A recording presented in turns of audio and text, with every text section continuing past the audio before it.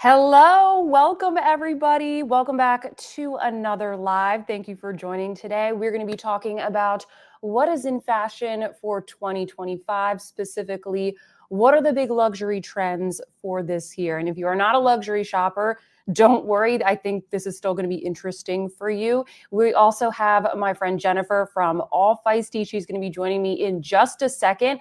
I do have her channel linked in the description box if you want to go over and give her a follow. Check out some of her content after watching this live. But first, let me give you a quick rundown of what we are going to join today. Hello, everybody. Welcome.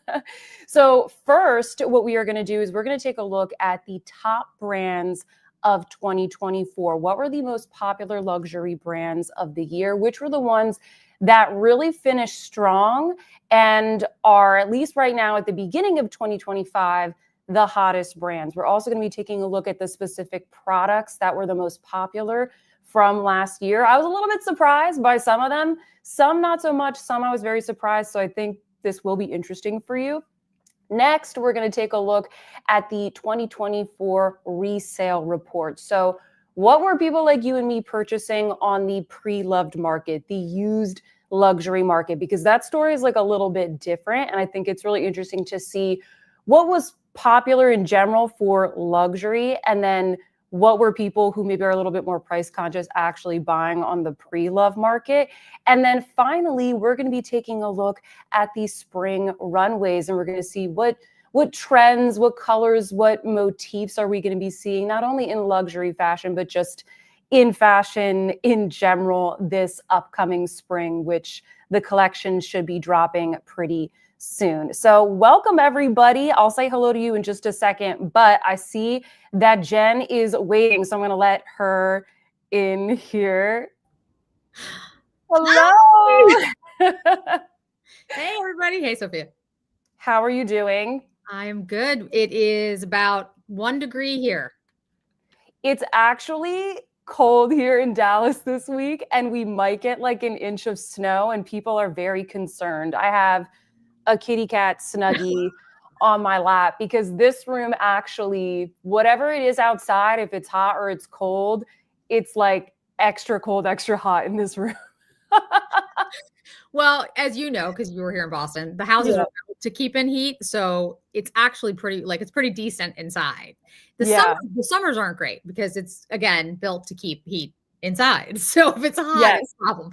But in the winter, I gotta give it to them. It's pretty comfortable. But if you go outside, yeah, that's not worth it. Well, we're staying warm indoors. We are. And can you see the chat?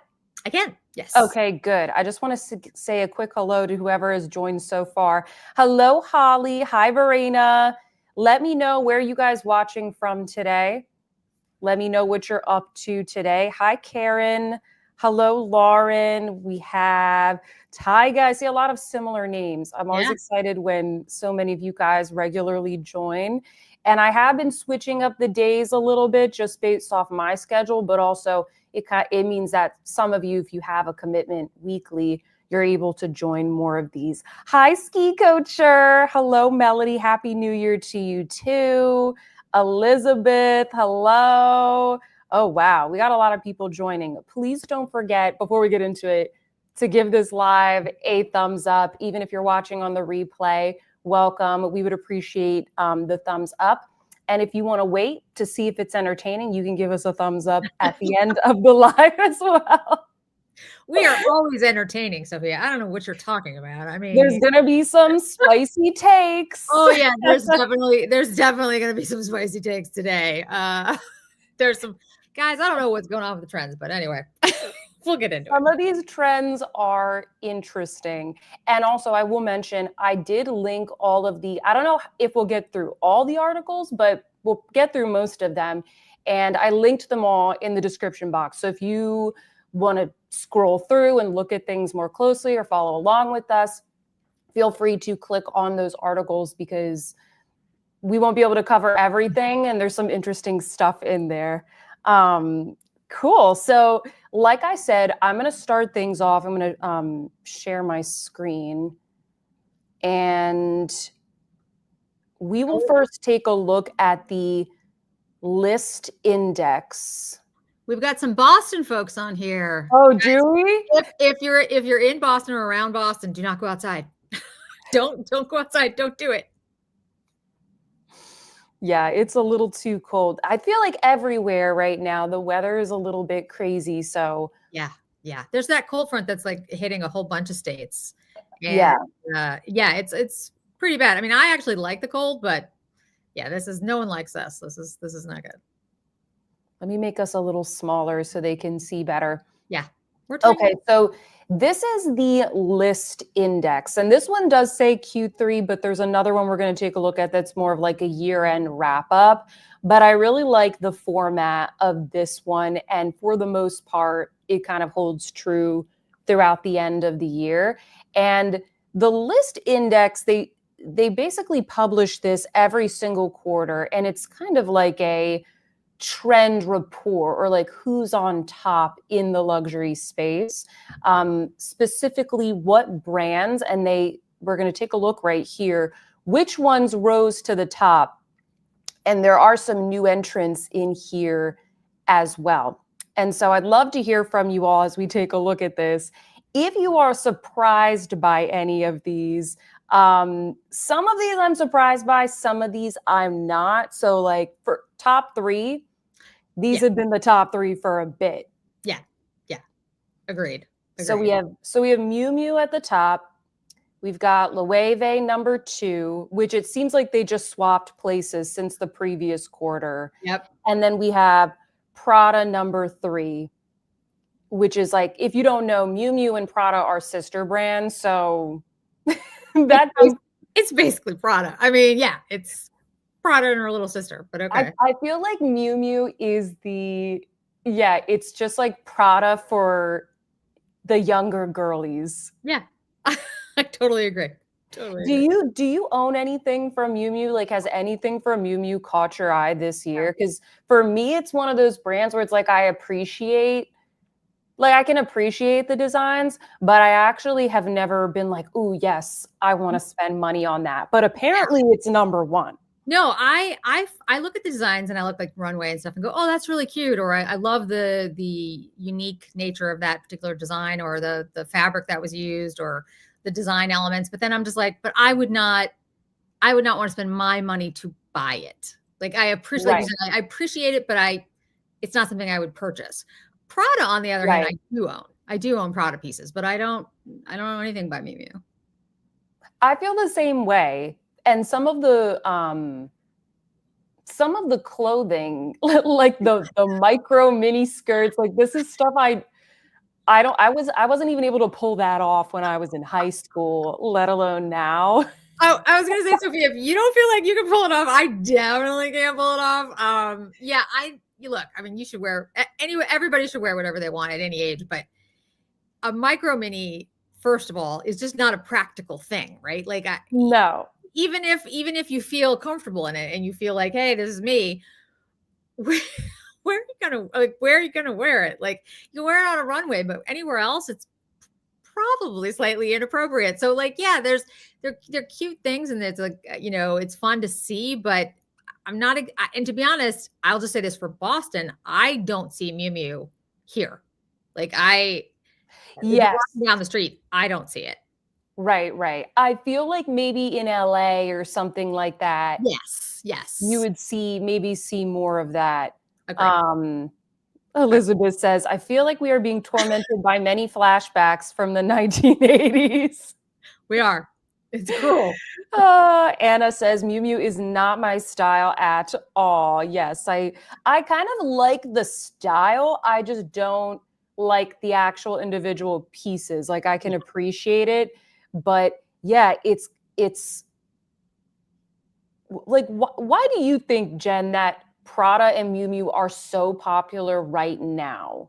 So and I again could be wrong, but I think that what's happened is we had that whole quiet luxury, which is still on the list, obviously, and you'll get into that. But like that's sort of nothing has been really unique or special or outlandish or, really caught the zeitgeist. It's not been something like, oh, everyone has to get this. But there Mhm. were items from Miu Miu and Prada that caught people's attention. And I think the micro mini and that kind of thing actually got the folks on TikTok and social media to Mhm. like glam on to them. And that is the most you can get nowadays in regards to like something taking off. Like back in the day, there would be a Yeah. collection that would launch and it would be word of mouth and then everybody would be into it and it would be the thing. But Yeah. nowadays you don't get that for very long. Like it's so quick, it's so fast. But Miu Miu has had, in my opinion, a really excellent marketing and PR campaign for all the things that they release so that it appeals to that segment. So I think they know the name, they know the images, and that's why Yeah. it's so popular. I mean, maybe I'm wrong, but it seems that it's more popular almost in the virtual world than Yeah. necessarily in the real world when you're walking around. But like clearly it's popular here because it's number one. Like that's what surprises Yeah, me.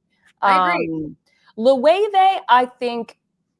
I feel like they've done a really good job of creating interesting pieces that get people talking. Like even if it's just like an asparagus bag, like something that nobody's gonna buy, and then they turn into a bag charm later Great. on. Like they have interesting things, which by the way are also exceptionally crafted. Like that asparagus bag was like ridiculously beaded and whatnot.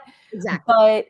But when you go into a Loewe store, as we did in Boston, like they have a lot of wearable things. I actually, if I am looking to invest in like a nice piece of clothing, Loewe is one of the brands that I would filter for because it's like, oh, okay, I can see myself wearing this to many different occasions, and that simplicity I think has drawn people in.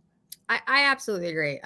Like the first time I had heard of Louis, like really had heard of Louis was a long time ago. I was in Rome actually, and I went shopping and I took my husband into a Louis store to buy like a scarf or something. And the Yeah, scarf was like $1,000. He's like, I'm not, I'm not spending $1,000 on something that I can, because I didn't know how to pronounce it. This was 20 years ago. I was like, I don't know, it's something. nobody knew what it was. No, and so again, this was 20. It was the beginning of the 2000s. So like, it was not, it wasn't Gucci, it wasn't Prada, it wasn't like, oh yeah, I know what that is. And then the puzzle bag hit, and then there was other things, but then there was the anagram, and it became the it kind of thing. And I agree with you. They're very wearable. They're extremely well made. The designs are innovative and fun, but also really usable and relatable to most people. And it's different enough. And when they come out with the quirky things like the asparagus, yeah, it's quirky and it's a little strange and not too many people would buy it. But like you said, then they have a bag charm that you can buy. So it's Yeah. really well thought out. In my opinion, I think they do a great job thinking out how they're going to do those quirky things and incorporate them later. Yeah, I agree. Emily says it's quirky, colorful, just enough offbeat, but still wearable and seems to appeal across gender and age. Yeah, Couldn't have said it better myself, Emily. I think very that's nice. yeah. Tyga says Loewe has cool, interesting stuff. Yep. There were some funny comments up here. Ski Coacher said a micro mini, this is for Miu Miu, is just a tube top you wear on the bottom instead of the top. I mean, I never wore a tube kind top of. either, so that's not happening. Yeah. I think Holly said, I'm totally able to wear a micro mini in the virtual world. Yeah, like my Sims character can rock the micro mini, that's for sure. I love it. I love it. Oh, Kathy says, Loewe is my favorite brand. I have about 12 of their bags. Ooh. Oh, nice, Kathy. All super easy to wear and use. Yeah, Yeah. totally. I love, Jackie, I want to see your collection. I know. We That's need a impressive. we need a collection video. The the brand that really stands out here as like skyrocketing to the top is Alaya. Like Yeah. that just, especially in 2024, Yeah. just I don't want to say they came out of nowhere, but I've been watching a lot of like luxury YouTube for the past 13 years, and I have literally no one ever talked about Alaya. And now it's number 5 on this list, and you can see the plus 12 right there. Yep. Yep. Do you think it's because of the bag? Do you think that's what did it? I forget the name of the bag. It's The long. Latecal. Yeah, the long, thin, it's that East-West bag with the long straps. Yes. That bag is like super popular. Yeah, there's a photo of it in one of these articles, so I'll point it out to you guys if you don't know which one we're talking about. It's still expensive. I think it's still like $2,000. I saw it at Neiman's like a week or two ago. I was just walking through and I saw it there. And it's a nice bag. But I think like looking at some of the players, the other, new entrants, maybe we can say on this chart, I think a lot of them are because they have introduced new it bags that are not $5,000, that are like $2,000, because it used to be, again, like I used to watch all kinds of like bag videos on YouTube, and it'd be like best bags under $1,000, like best bags under $2,000, which is a lot of money. But like if you're shopping at these brands, it's kind of like those are the prices. And you used to be able to come up with a nice list of bags. And now it's just getting harder and harder from a lot of the brands on this list. And I do think that like Alaya, probably Jacquemus, I'm honestly surprised they're so high on this list.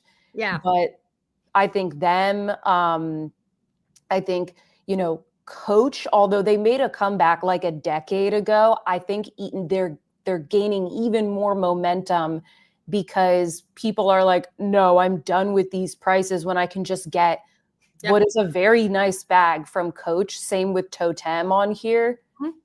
Agreed. I agree. I mean, I have the Coach bag, the Empire carry-all, and honestly, it's a great bag. It's extremely well made. It's made just as well as practically any of my luxury bags. There's a few bags that I would say yes are definitely made better, but for the most part, it's definitely in the ballpark. And that one is, anywhere depending on the size that you get, from like $500 to $800, and it's a beautiful bag. It's extremely well made, and and in fact, it's back in stock, I believe, on the Coach site. So it just came back like yesterday or today. But there's some really good stuff that Coach has come out with lately, and I've been impressed with what they've done.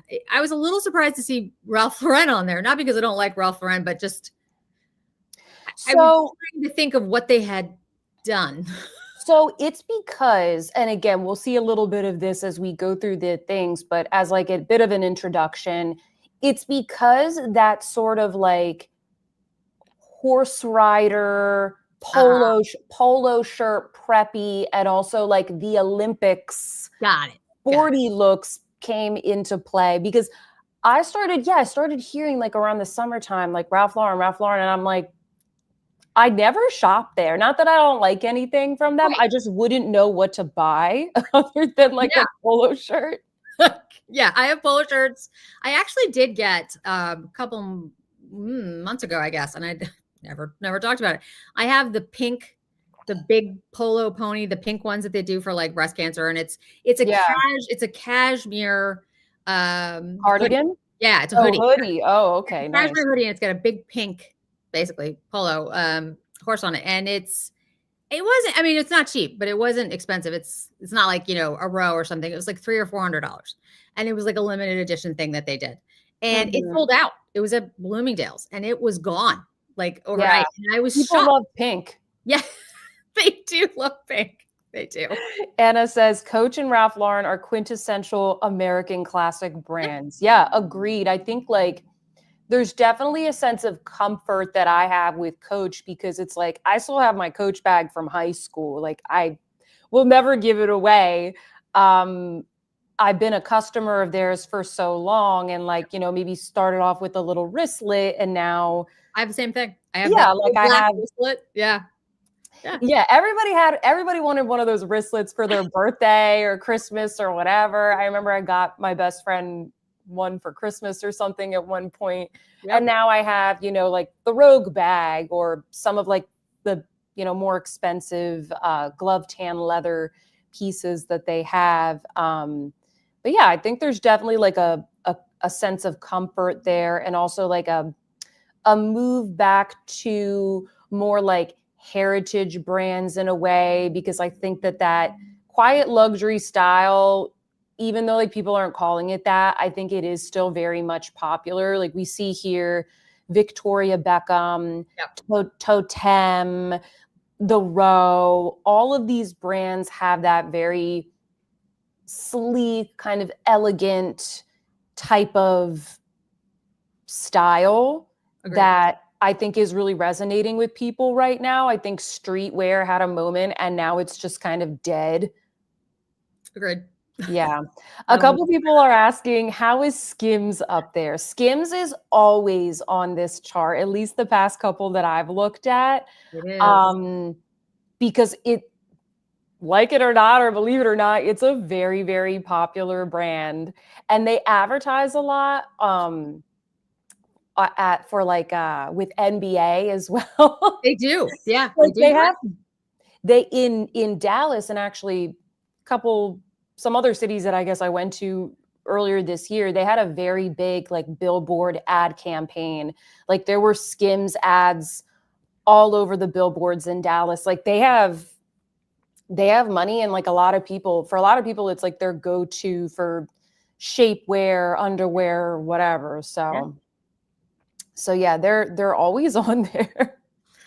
Stephanie says Chris pays everyone though. Jamie says Skims are super soft and comfy to wear. Yeah, I don't have any because every time I would go to buy stuff, it's out of stock. But I have a friend that says she really likes their stuff. So I'll have to try these, it eventually.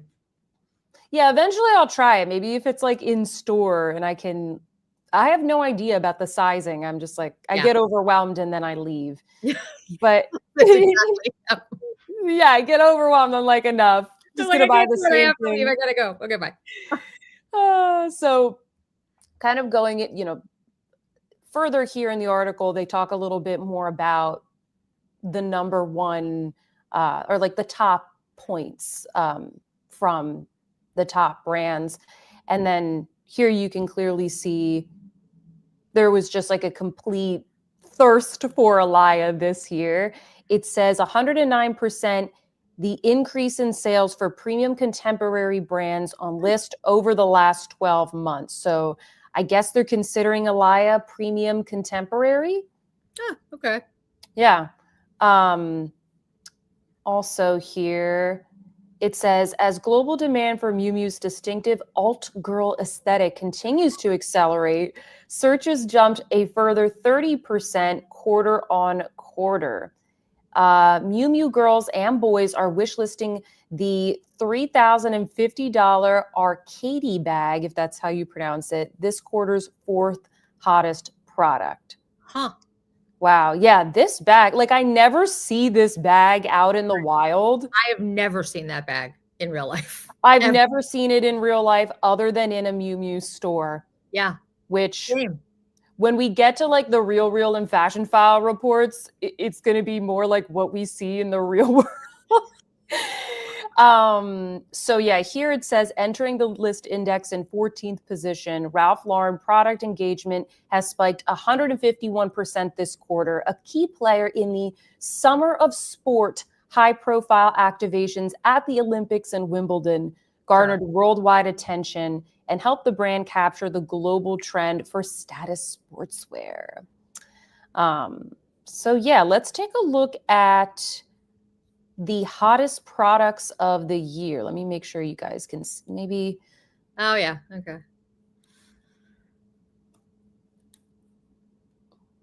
I'll get it focused on like the top couple there. So number one is the Alaya ballet flats. How much are these? Because they're A just lot. mesh. They're a lot. They're a lot. They're Like like here, I'll actually look it up while we're doing this. I I don't. I actually thought about buying them. Like I actually went back and forth about this because I was like, I'm gonna get them because one of my SAs told me they had my size Yeah. and I could get them, and I was just like, okay, I'll look. And then she told me how much they were. So they vary, but they're basically $1,300. Oh, wow. Yeah. There's different versions, but like with tax and like $1,300. Wow. That's a lot for mesh shoes. Yeah, for I don't retail. I mean, I think about it. don't hate them. They're just like not really for me because I don't really wear ballet flats. But Here's a pair that are the just mesh. There's one pair left in a size 5, and yeah. they're $900. Oh, wow. Wow. Oh, Linda is sharing some helpful information. She's saying the formula behind the list index takes into account the shopper's behavior, including searches on and off platform, product views, and sales. Okay, so it's not just sales. It's also like what's hot, what's What they're buzzworthy. searching for. Okay, so that makes sense. It does, because that totally, I get the Miu Miu thing then, because I'm Yeah, like, I okay. get that. But yeah, the Alia ones, there's a whole bunch on Neiman. I'm just looking at Neiman's, but there's a studded suede mesh one, which is $2,100. There's a leather with all over studs for $1,300. There's just mesh metallic ones for $970. I mean, I, I don't know. They're for me, they're just they're mesh and they're not really a shoe, and I'm not going to spend $1,000 on like webbing. I'm not. I just want to know for people who live like I'm not trying to make fun of anybody, but like I would never wear these in Boston. Like Oh they no. would be painful and like no support on and in New York as well, I feel like my feet would get very dirty. They're Yes. just not something that I would like tromp Yes. around town in. Yes. Just yeah. Maybe that's a thing. Like maybe it's more outside of the US, or maybe it's more like warmer climates in the Yeah. US. Yeah, exactly. That New York, I would never wear open-toed shoes walking around New York a lot. Don't. Stephanie says, I wouldn't wear those in NYC. Anna No. says, I don't think the mesh flats are practical for the real world. Yeah, Yeah. I don't think so. Yeah. The second most popular item here is the Coach Brooklyn bag. And I only just recently started hearing about this. It's a cute bag. Yeah, it's a cute bag. I think that, again, like Coach has a much more palatable price point. Yeah. And this is the style of bag that is very trendy right now. Yeah. And like, I think that Coach, they do a really good job of not like they kind of like dupe things that are luxury in a way, but I don't mean that in a bad way. Like they take the style hobo bag Yeah. and then they apply their own twist to it, or like the what's the one that you have, Jen? The Empire. The Empire bag. Like they took basically what was like the Rome Margot or like a Birkin, like that trapezoidal shape. But when I look at their bag, I'm like, yeah, that looks like a Coach bag. That doesn't look like the Walmart Workin or whatever they were calling it. Like it looks like Coach. It uses like their hardware and their finishings and their house codes and their little designs. And I think Coach does a good job with that. So it's like you actually feel like you're getting something that's Coach, but you're able to get that design at a much better price point. I totally agree. Like when that bag, I'm looking at it right now, kind of reminds me of the bag that you tried on when you were in Boston, the Gucci one, that huge the B bag, yeah. Yes. Now it's a different bag, totally different bag, and of course that one was huge. But the shape is actually similar. It's that hobo shape. But that one was definitely Gucci, and this one is definitely Coach. And like you said, it's incorporating the trends, but that's a good thing, right? Because that's what people are looking. Yeah, that's what people want. Yeah, exactly. Which the brands should be doing. But it is elementally Coach, and that, and it's good quality, it's well made, and the price point is reasonable. Like instead of the other bags, which are charging, the upmarket is just so ridiculous that everybody's just done with it. Yeah, exactly. Yeah. They have a really cute alternative to the Gucci Jackie bag as Ooh, well. Yeah. I'm okay. trying to remember the name of it. I forget. It's like, you know, another New York related name or whatever. I can't remember, but they have like a cute alternative to that as well. Yeah, Um, I love the Coach stuff. Like you said, I still have mine from, 20 years ago. So yeah. Are you familiar with these sneakers, the Puma Speed Cats? I am. I am. I don't Because have I them. remember you were looking for sneakers this year. So I went down a rabbit hole. I love the ones that you have, the M Jemmy ones. They don't have them in my size. Size 7 has been sold out forever. And I'm Mm, still waiting for a size 7. Like, I don't know if they're ever coming back. The all white ones. That's why. Because it's like the yeah. all white ones. But then I started looking at these low profile like sneakers, and Adidas, or Adidas, as they say overseas in some places, and Puma, and there's a whole bunch of others. Waves, kind of similar. This low profile is just incredibly popular, especially overseas. And this particular one, the Puma ones, are very popular. I've seen them on a lot of my friends actually overseas. But I just think this style is just incredibly popular, and Puma's Yeah. a popular brand. The Adidas ones are really popular too, the Gazelles, and then there's the other one that I've just forgotten the name of. It'll come to me later, but um, yeah, I think this is going to continue this year. I think 2025, we're still going to see these.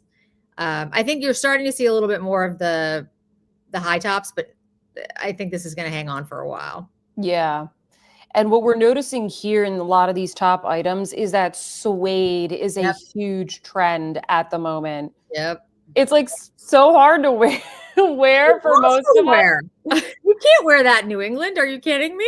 It'll be destroyed in five seconds. You're like, Yeah, so crazy. exactly. I never had any. I had the Chloe Faye, and part of that was suede. And I Wow. remember always being like, don't ruin it. That's why I didn't buy the Chloe Faye actually. And I love that bag. I still love that bag. Every time I see it, I like, oh, that's such a cool bag. I love the design. I like the way I they do it. know. But I know. but no. I think going like the Coach route, something more affordable is the way to go if you want to get a suede bag. I agree. But the Miu Miu one is here.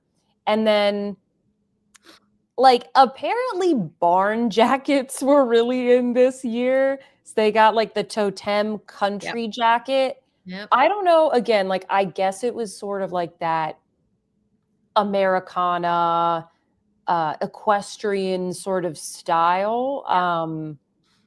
Wave has one like it too. Oh, Uh, do they? yeah, the Wave has one like it, and so does Kate actually. Yeah.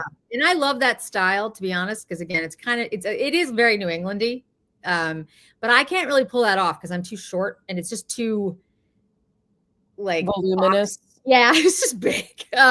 Yeah, in my opinion, you need to be taller to pull that look off, but and look like you Mm, actually ride, like that kind of thing. But yeah, I like the look. It's quintessentially American. Like it's that American Ralph Lauren, you ride horses in the afternoon thing. yeah. But I can see why it's popular, but again, it's not gonna be a great look for everybody. Yeah. I wonder how many people actually ended up buying the Totem country jacket. That'd be interesting to know. I wonder. We also have this Gani mid-shaft biker boot. That kind of surprised me. Huh. I thought it Okay. would have been a Western boot. I would think so too. Huh. Okay. Yeah. And then we have these Tom Ford Bronson glasses. I didn't know that was a trend. I've never seen those. Maybe that's like with men. Maybe it's a men's trend that we don't know. It could Lisa be. Lisa is saying, love those Tom Ford sunnies. Okay, so interesting, guys. Why do you like for those of you who like it? What about that is interesting to you? Because I'm trying like that's interesting because the top of it is that just one piece all the way across and kind of straight but curved on the ends and it comes down, which is the exact opposite of like a cat eye, which was popular for a while. I'm not Yeah. I'm not really sure about those, like how those would look. Huh. I didn't know that was a thing. Yeah. Interesting. See, even when you're obsessed with like, luxury and looking at it all the time, you miss some of this stuff. Yeah, like some of this stuff, I don't. This Longchamp Le Pliage Neo XS. So my friend has this bag in black, Yep. and I'm sorry, I don't like Longchamp bags, but this was the first Longchamp bag where I was like, that's actually really cute. It is Like cute. it's a when you see it in person, especially, like it's a cute little sporty bag that you can like take to the dog park or the grocery store. And like she was going to be going like hiking and stuff like that. Yep. So she brought it with her on a trip. And yeah, it's like a cute little bag. I think it's just I think these bags have always been like relatively like affordable, but they come from a luxury brand. So I Yes. think they appeal to a lot of people. And I know, especially in New England, like the New England girls love the Longchamp Les Pliage. I Like, have 3 of them. I do have you? one in orange, one in gray, and one in cream. Yeah, it's a very New England thing. We are not, you know what it is? I think it's just that believe it or not, they're pretty much indestructible. They really are. Exactly. Because That's they're what it like that is. nylon kind of, and the handles are leather, and you just throw them, like you take them in travel, you take them in the car, you take them, like you said, to the dog park, you do whatever, and they're just not like they last forever. So I think Mm, that's what it is. It's just like, it's just something that's really easy to grab and go. And they do have a yeah. million colors. That's the other thing I would say. Yeah. They do have like a million colors. But my friend also has the small one in black. And Yeah. it is really versatile, I have to say. I mean, I don't have it, but I get it. So Yeah, I think that they're great for travel yeah, because they just fold up so easily. agreed. Agreed. Jamie says, love Longchamp XS, so lightweight and practical. Yeah, it's also very lightweight. Yeah, Lisa says Longchamp also travel great. they do. Uh, good. No, I was just saying, yeah, they do. Agreed. Emily says Longchamp bags are nice in theory, but that flap gets annoying. Been there, done that. Kia says Longchamp isn't exciting, but people do like them practically. Yes. And then for the Tom Ford sunglasses, BF says the Tom Ford glasses are not for me, but every girl who wears them looks like a total cool girl, and I envy and admire her. So Huh. maybe they look super cool on. Guys, I'm gonna have to try Yeah. them. This is like a challenge. Anybody who's watched my channel for a while, I have a lot of sunglasses, like way too many sunglasses for one person. It does not make sense. And I just tried on a pair of Chanel ones that I posted about that are really cute. But now I'm gonna have to go find these Bronson ones and try Yeah. them on. Okay. What are Challenge these accepted. what are these Clarks shoes? Is this the Clarks that makes like the very comfortable shoes? That's what they are. Yeah. Really? Yeah. I've never seen these before. Original Wallabies? Like I've literally never heard of this. They were huge in the 70s. And but they're popular now and I haven't heard of them. I'm lost on that one. I have no idea. I don't know how Like that. maybe they became viral for a moment or something. I'm not sure. It's Um it's 70s. Like now the Tom Ford glasses are kind of 70s too. So I I don't know. Lisa says, OMG Wallabies. I'm back in high school. My mom had a pair. I remember them. Like, yeah. Holly says girls love those in high school. No, I mean they look pretty cute. They're I'm comfortable. not surprised they're here. I just like don't know what they are. Stephanie says, yeah, wallabies are super popular now. Okay, so I have no idea. I also like don't leave my apartment that often, so Stephanie, if you don't mind telling us, where in the country are you? You can just give us a region if you don't want to give us a state, but like I haven't seen them around here, but that's just, New England. So I haven't been outside of New England for a little bit. Like I've been traveling a little bit this year, but not as much. So yeah. Emily says high school boys love those Clarks. So maybe this is a trend with the high schoolers and they're reviving the style. Stephanie says New York City. So maybe it's the cool girl shoe. That could be. Yeah. That could be the cool girl thing. Okay. Thanks, Stephanie. Yeah.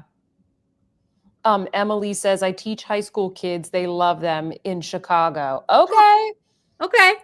Okay. I have to check those out now too. Yeah, Lady Miss G is also in New York City, and she says she sees teenagers wearing them. So it's a teenager thing. Okay. Okay. Wow. Oh my goodness. All right. And then the Frankie shop pleated Piper pants. I've heard the Frankie shop. It seems like they're very popular. Yeah. I haven't gotten a chance to shop there though. I have shirts from them. They're great. They're huge though. They're huge, huge. Like their Yeah, shirts. everything's very Yeah, oversized, it's right? enormous. So I can't wear their pants because I'm just too short for their pants. Hmm. But not because they don't have shorter pants. It's just because It's they're too big. yeah, they're so big. The profile, I'm just like, that's not flattering on me. But I do know that the bigger, wider barrel, all those types of style pants are big now. So I could see how those would be popular. Like Yeah, that makes sense exactly. to me. I get that. Like the oversized look is still pretty in right now. It is. It is. Yeah. Yeah.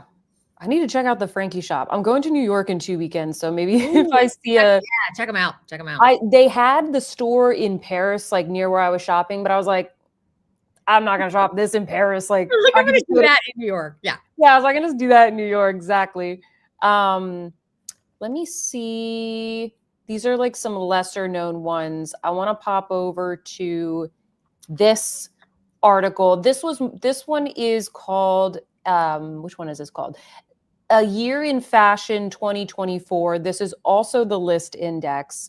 And this is more of like the year end wrap up. And there's a couple of other little summaries here I thought we could check out.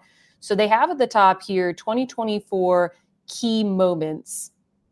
And these are like, I guess, the micro trends that were popular. Let me see if I can make it a little bit bigger for you. Oh, yeah.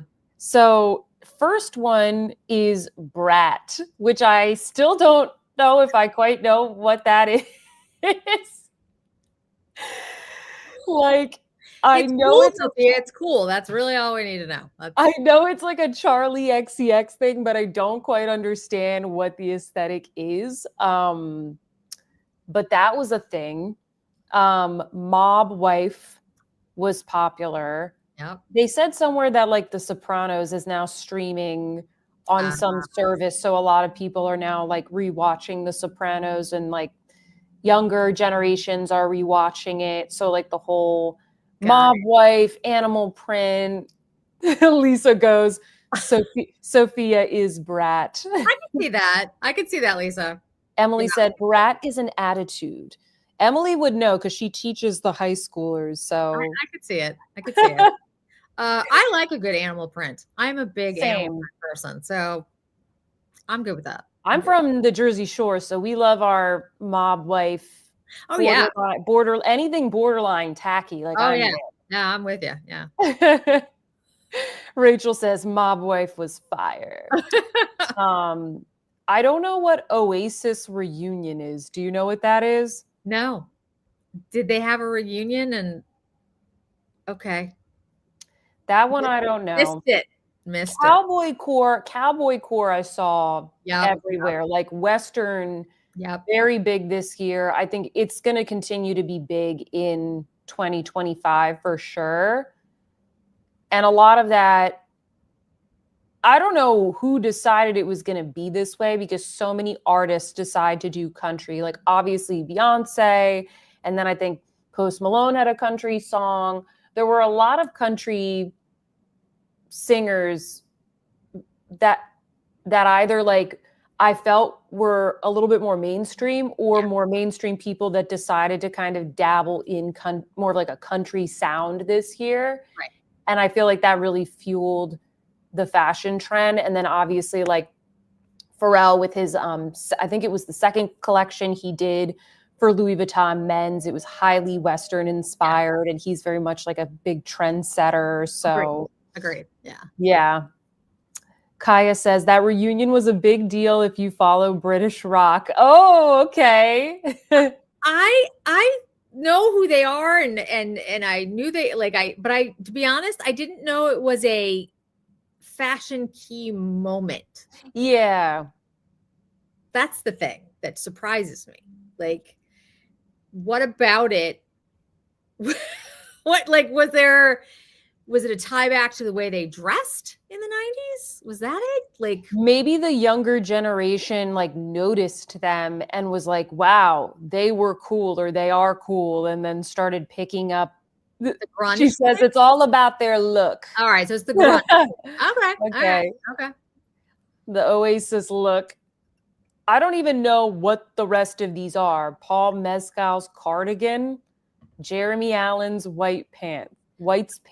Yeah. Jeremy Allen White's pants, excuse me. Yes. I know about the white's pants, but Paul Mescal's cardigan. That seems like vaguely familiar to me, but I can't place it. But yeah, the top two I totally get. The rest Yeah, of them, top like two. eh, eh. And of course, they put like some things for us to buy here on the side. I mean, smart, you know. The key silhouettes were barrel leg jeans. Yeah. I definitely saw that. Crew neck cardigans. Yeah. Definitely saw that. Yep. Anything that was like kind of preppy, Celine inspired. And then slimline sneakers, which we just chatted about. Wide leg trousers. Yep. Bubble skirts, which I can't say I'm like usually a fan of.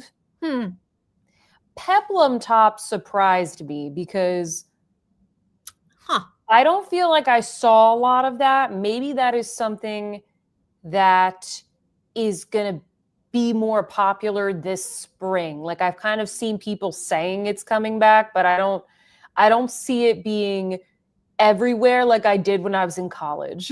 Yeah. I mean, I guess I can see the like why it would be popular. I mean, with the design elements that I've seen, but I haven't seen it like in releases so far. Like it's not been something that's been called out to me. The rest of them, yeah, absolutely, I've seen. Yeah, I don't think of a brand and be like, oh yeah, it was like the Alaya Peplum top or whatever. Right. Yeah. Interesting. Yeah. Okay. Lady Miss G says, I've been seeing the peplum tops with a very elevated empire waist, not that natural waist like they were a few years back. Oh, okay.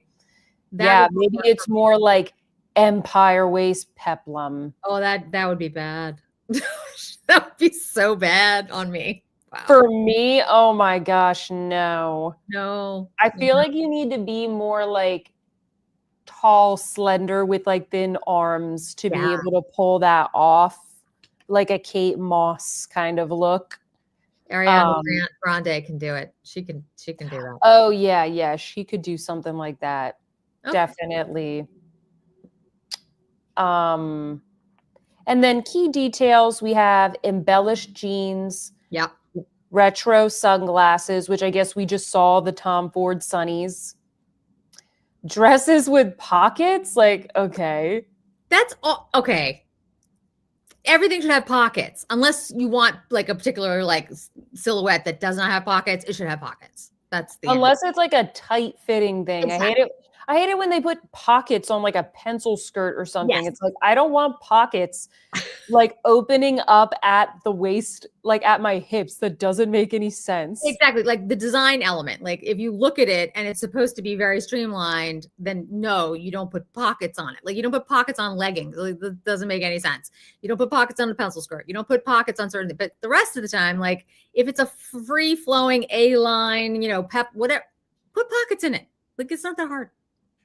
Totally. Double waist trousers, extra long coats. I definitely saw more of that. Very long coats. Yep. I love a long coat.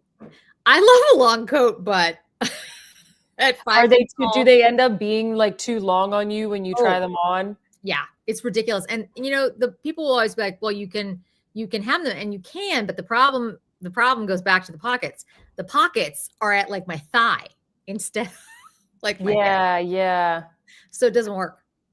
You need like the midi coat. I do. Yeah.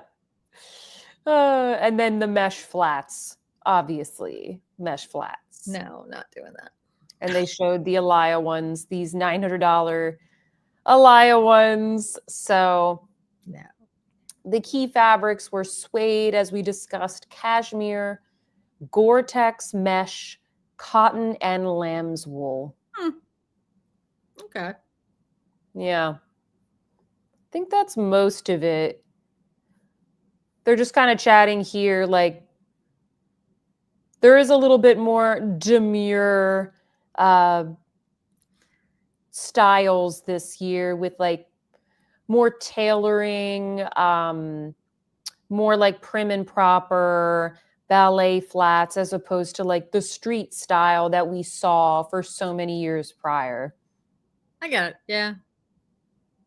Yeah. Pointed shoes. That's interesting. Okay. I can't wear pointed shoes. They I just like hurt my feet. I can't either. But I get it if you're talking about like the demure, like the little, the I pointed. love the look of it. Yeah, I They love the look look. great. No, they look great, but yeah, that that's not happening either. So Yeah, yeah. All right. Should we switch over to the resale reports? yeah, let's look at the resale. Okay. So, let me make sure I put these in. Yeah, I'm just responding. Kate mentioned that she's 5'1" and there's no way for the long coat. And I'm like, yeah, there's just that's not happening. That's just not happening. Yeah. So this right here, this is actually the article that kind of started this idea. And I was like, hey, Jen, do you want to talk about this? Because I thought it would be fun because I know you like to shop at Fashion File as well. And if you guys aren't familiar, Fashion File is a site that sells pre-loved luxury goods. And pre-loved means used or secondhand. It's just like a fancy word for saying secondhand. Pre-loved. And they're one of like the main ones. There's also, the Real Vestiaire Collective, like there's a bunch. Yep. But I have a report from Fashion File and a report from the Real. And I find this fascinating to see, similarly, to what we just saw, what people are searching for and purchasing on these sites. Because a lot of times you don't see like the brand new things like the Miu Miu bag, for example, on these sites just yet, because people who bought them in the stores, they haven't sold them yet or like regretted their purchase yet. So, the question is like, oh, what are people looking for? And then when I shop on Fashion File, it's usually because I don't want to pay full price on a whatever bag it may be. And so I'm looking for a good deal. So I thought it was really interesting how they laid out this information, and it's going to sort of show as well what bags are popular for each generation. So I thought that was interesting. Very interesting. So here is they have some commentary here on the best-selling bags. It says here that Loewe's puzzle bag, the sales rose 58% from last year. And like this bag has been around for a long time. It has. I mean, I'm wondering if that's because they changed it. They changed the puzzle bag, and then they changed it from the puzzle bag to the puzzle edge bag. Right. So this one up here, guys, the blue bag, that's the original puzzle bag. And then the lilac one is the puzzle edge. And they look similar, but you can kind of see like some of the differences between them. Yeah. So maybe that's it. I mean, I don't have one. Do you have one? Yeah, I actually have one of like the original ones that I bought pre-loved in 2020, because this bag actually used to have, hold on, I have it right here. This bag used to have a like D-ring on the bottom. And yeah, and you used to be able to put the strap across on the D-ring so you could wear it. Not that I do this all the time, but I just at the time was like, no, needs to be the original version. You could take this and you could kind of sling it across. I got almost as more of like a messenger bag or like a satchel or something like that. Interesting. Okay. Yeah, so like it had that D-ring, and yeah, I bought it pre-loved in like super. I think I might have gotten it off of the Real at the time. Okay. And Oh, Kathy. Yeah, thank you for reminding me. She said the small original puzzle had a D ring, feet, and a better strap. Yes, it also has feet Oh, on the interesting. bottom. Okay. Yeah, so I got that back in 2020 before like Loewe kind of blew up.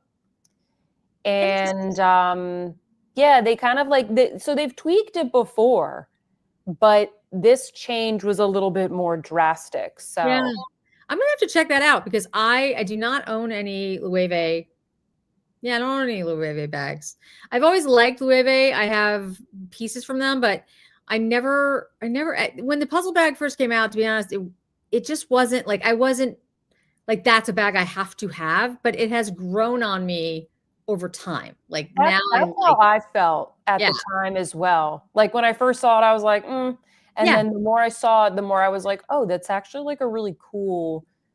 Like I would spot it every now and then, maybe while traveling, and I would see a woman with it and be like, oh, yeah. really like the way that looks on her. And then yeah, over time, I just really came to appreciate it.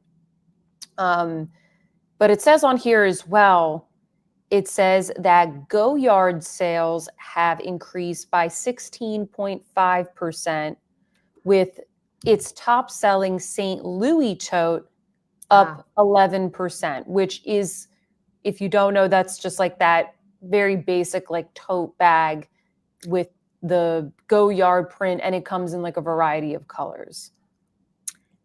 that's not my brand either.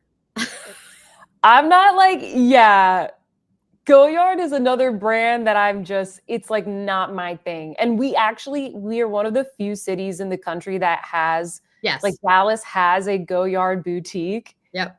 In Paris, when you go by the Goyard boutique, there's always a line. Oh yeah. But here in Dallas, like it doesn't look that poppin'. I There's was no line. in I was in Milan and it was on a street right near our hotel. So you'd have to walk down this like side street to get to like the main strip of shops where we were in Milan. And the Goyard was always huge, huge line. And in fact, one day we're walking down the street and a man pulls up.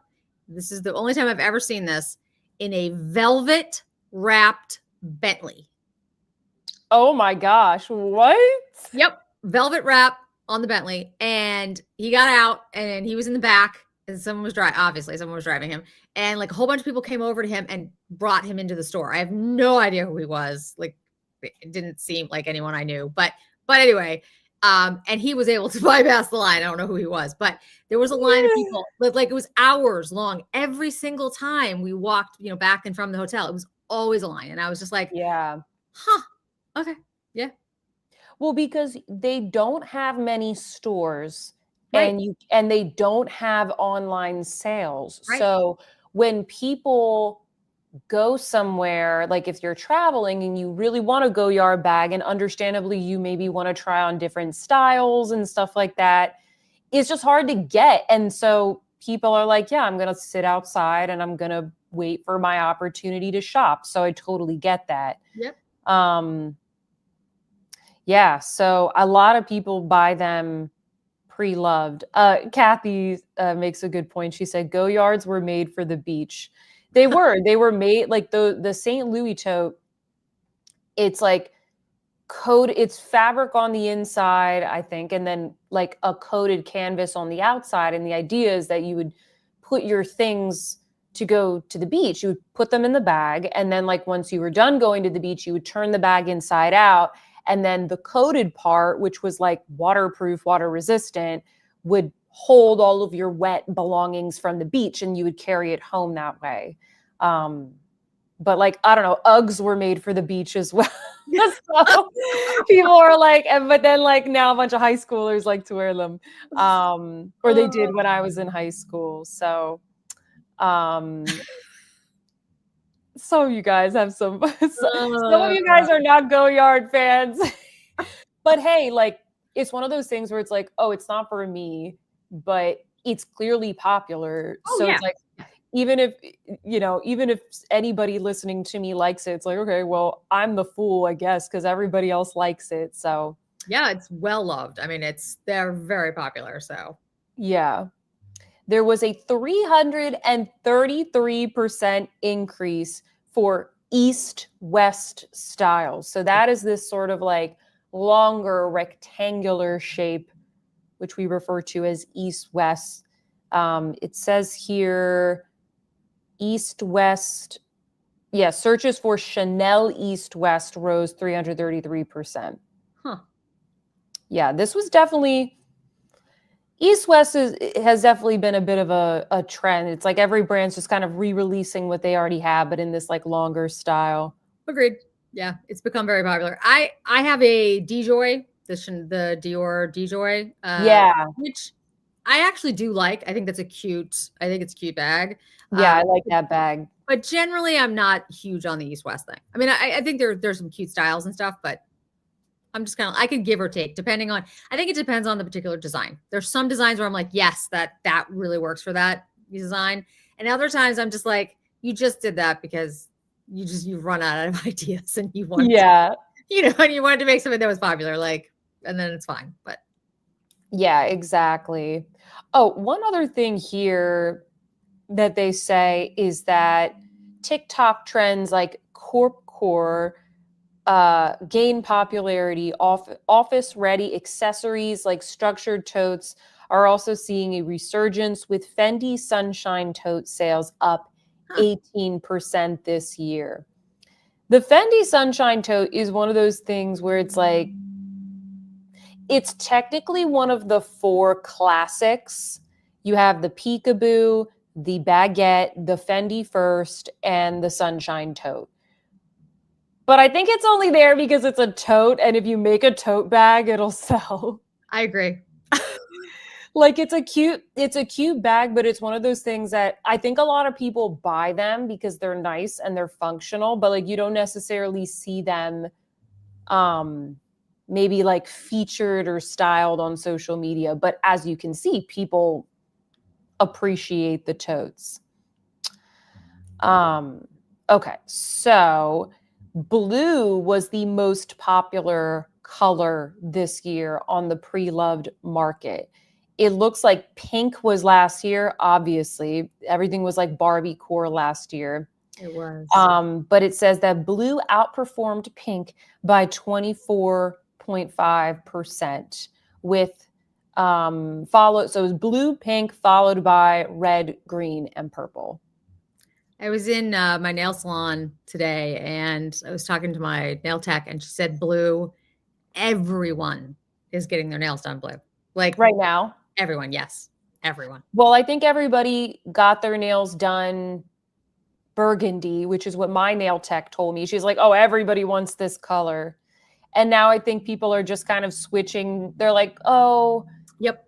Christmas is over. Like, I need Yep. something different. And blue was the most popular, like, cornflower blue was very popular this year, and it'll still be popular. Oh, I agree. Yeah, the color that's really well, the reason it came up is because the color that I picked, they basically had like practically none left, and I was like, "What is happening?" And she's like, "Oh, there's something on TikTok." And I was like, "Of course, Oh, there's like a there is." blueberry milk or That's like a something. grayish blue thing that has taken off. There's a grayish blue thing that has taken off, and then there's a red that has like I can't really. They're like it's like glass. It almost looks like glass. Um, Oh, yeah, it's hard to explain. You have to look it up, but it's like this glass effect that they're red. And supposedly these are the two things that are on TikTok. And for whatever reason, when that happens, the nail salons get slammed. So Stephanie says, this is true. yeah, My daughter just got her nails done in blue, mine in burgundy. Nice choices. it's what's happening. I don't know. I don't even like, I don't mind if everybody's doing it, like as long as I'm into it. So, Exactly. Exactly. hi, Night Star Beauty. Welcome. Everybody go check out her channel. She has a great channel. Yes. Absolutely amazing. Thank you for joining. All right. Let's see here. Okay. So here are the top 10 bags. I'm going to go all the way to the right. I don't know if these are in any particular order, but whatever. It's fine. These are the top 10 bags. So first we have the Louis Vuitton Pochette Métis. This is the bag that appears on like every single list. Why did it move? This appears on like every single list. And I feel like no matter how old this bag is, it's just like so practical It is. that like it always sells. All the time. It's been that way for forever, it feels like. It did have its moment as like an it bag, like a social media it bag, but I think it really is a classic. I think it is like the classic on the go mommy bag. Yep. Like if you don't have like your big tote or maybe like a diaper bag, you need something that's just like really functional and super duper durable. No matter what you do, like nothing's gonna happen to it. Agreed. The Pochette Métis like is that bag. Agreed. Next, we have the Chanel wallet on chain. Walks are very, I mean, they've always, I don't know. I can't remember a time that these weren't popular, to be honest. Yeah. They're just a popular style. I actually don't own one. I am weird. I like bigger bags. I am not tiny bag energy at all. And it's funny because I am a small person, but I tend to buy bigger bags. So I don't own a wallet on chain, but I would say if you want a bag that's like, that can actually fit a decent amount and be a very small bag, and it's a classic bag, a Chanel wallet on chain is a good choice. I think the wallet on chain has always been popular with the mainstream market because it is a very classic item, but it's not as expensive as the classic flat. Agreed. And like, when are you not going to use this? You know what I mean? Like you could use it your entire life as your out to dinner bag, as your like dress up bag. It's personally like not enough of like design. There's not enough there to intrigue me. But like if they were to come out with one that was more embellished or like had something different about it, I could see myself using it. But yeah, there's never been a time where that wasn't popular. Yeah, it's a really classic design. And by the way, guys, these are based off of units sold. So these are things that people are actually spending their money on, as opposed to the list index, which was what people were like searching for. Then we have the Gucci GG Marmont chain, which like, I guess I'm always surprised that these bags are still so popular, only because like Alessandro is gone. They had like their decade long boom. But when I talk to the sales associates at Gucci, because I always ask, whenever I go into a store, I ask people like, what's selling, what's popular, who comes in for what? They tell me that the bags sell, that like a lot of people come in and that's their first Gucci bag. Like I said, it's a practical bag. I shouldn't be so like dismissive of it because it is a practical bag. It's kind of like the Matisse for the Louis Vuitton. It does fit a lot of things and it is a cute bag, but I just feel like it had its moment and it was very popular and every single person had it. And like, it's still that thing where I feel like every single person has it. And it's just not, in my opinion, it's just not that interesting. Now, if you absolutely love this bag, that's great. And if you love it, then that's perfect for you. But I just feel like it looks like the Gucci Soho bag, the disco bag. True. And there's other bags that have the exact same style. I feel like there's more unique, and the Saint Laurent bag that we're going to look at in a second is also very similar to that. I'm kind of like, if you're going to spend that much money, even on the resale market, I just feel like you find something more unique. That's all. I personally would rather purchase like a mid-range bag, that because like you can get the same practicality. Mm-hmm. Like this is kind of okay. Like it had its moment in time. Yeah. So some may say it looks a little bit dated. If you like a camera bag style, I feel like there's a lot of other brands that are doing kind of like this. But it's like, oh, because it has Gucci on it, right. It's luxury or whatever. It's not a reason to buy that bag. But yeah, the sales associates tell me that like people people come in for it. Yeah, when I was in the Gucci store in Paris, they were saying that the Americans come in for the Jackie bag, the Asian market comes in for like the bamboo classics, the Huh. the younger French girl comes in for like the GG monogram because it's a Okay. little more like, like a university tote or something like Ah, that. And I'm like, what about the Marmot? And then he's like, and then we will have kind of like, I don't know, maybe more of a wild card for the for the Marmot. okay. He's like, we never really know. But usually, yeah, it's usually somebody who's like trying to like they want more of like an entry level bag. Okay. Okay. Yeah. Um, okay, so then we have the Hermes Evelyn. And I think that this is here because this is, and I'm not saying this in a bad way. This is like the cheapest Yep. Hermes bag that you can get. Yep. That's I, exactly what's there. I've tried this on in the mini size in the store, and the leather is beautiful. It's very supple Oh, it is. Yeah. and wonderful, but like there's not that much to it. Like it's kind of like a little tack equestrian pouch where Coach you has put. Coach has a bag, or Coach used to have a bag. I don't know if they still have a bag that looked exactly like this. Oh, really? And honestly, I'd buy the Coach.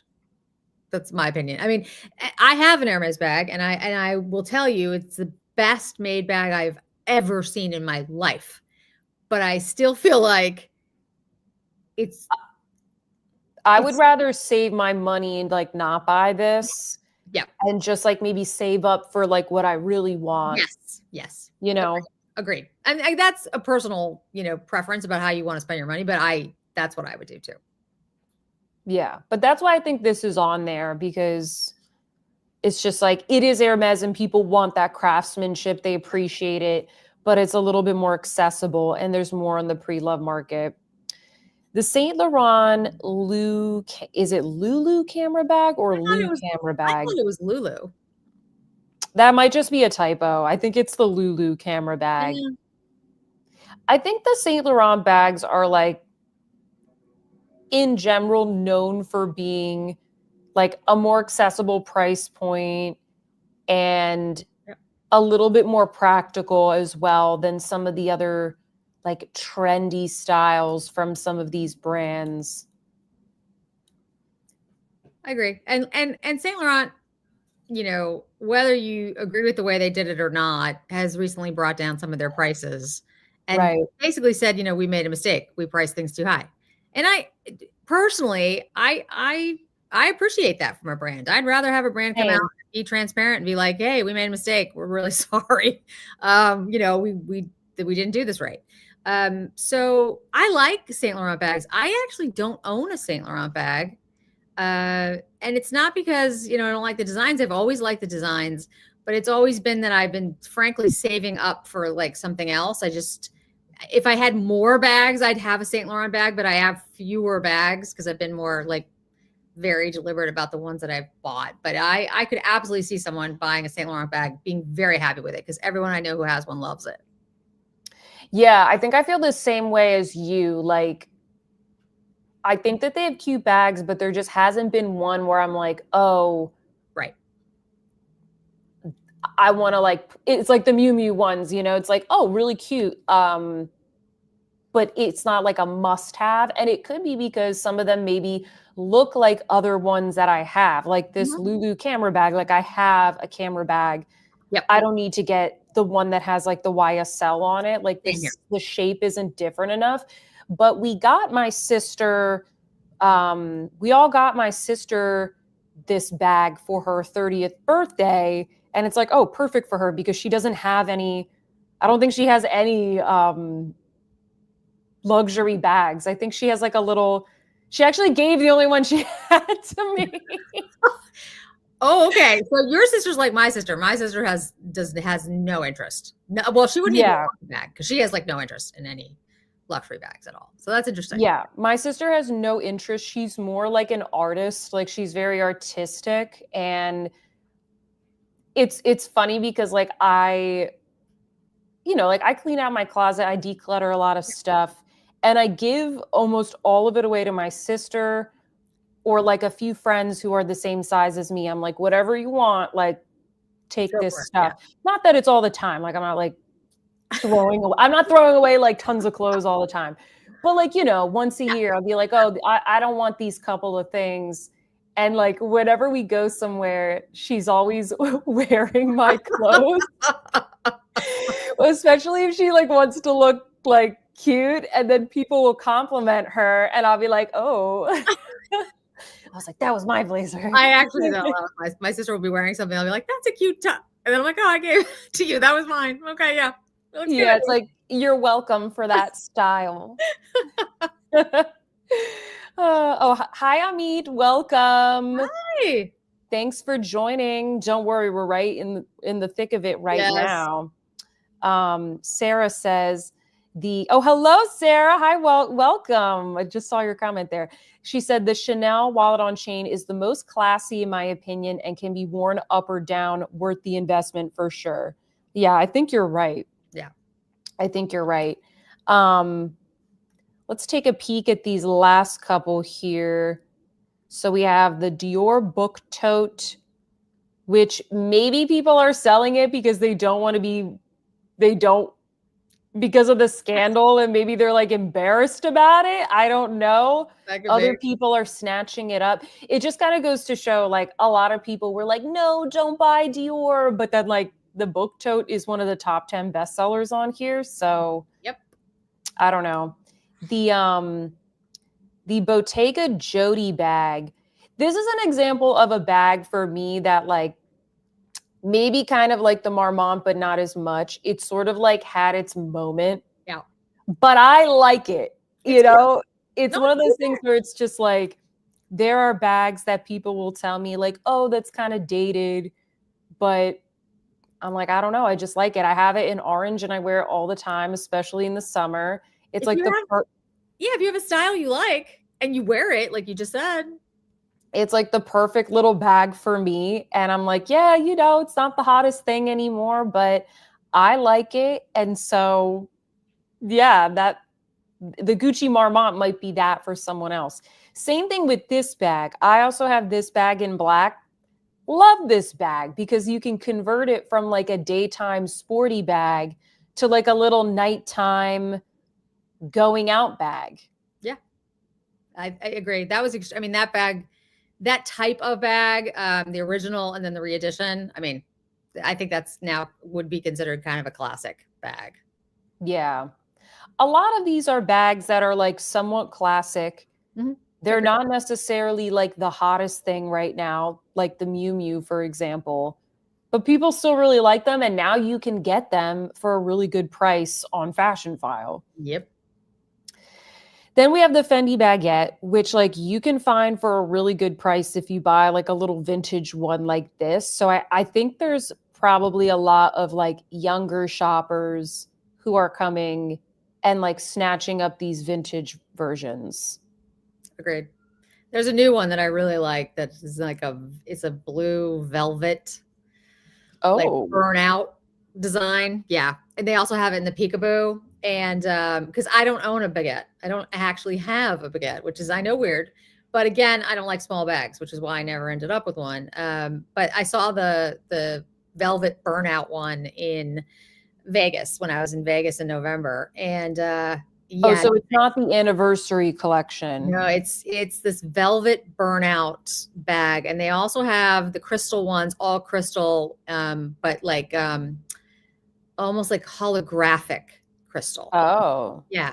You should check out the Fendi site.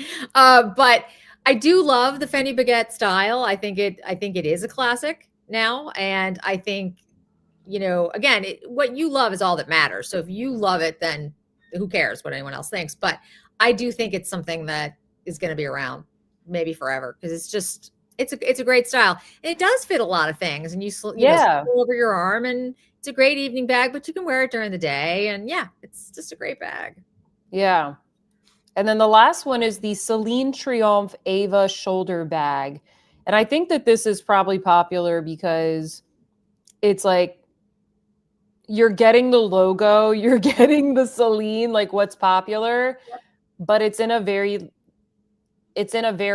approachable format and it's smaller, so it's probably priced a little bit better given that I don't think this is leather. I think this is canvas. I think that one's canvas. Yeah. I sold actually one. I do what you do, Sophia. I, go through my stuff every year, and there was like 4 bags that I got rid of last year. Only one bag is still available. It's a Chanel bag, but the Celine bag, I sold that exact bag, but it was a denim one. And that was the one that went first. That was the one that I post them on Instagram, and that one went immediately. I was surprised. Yeah.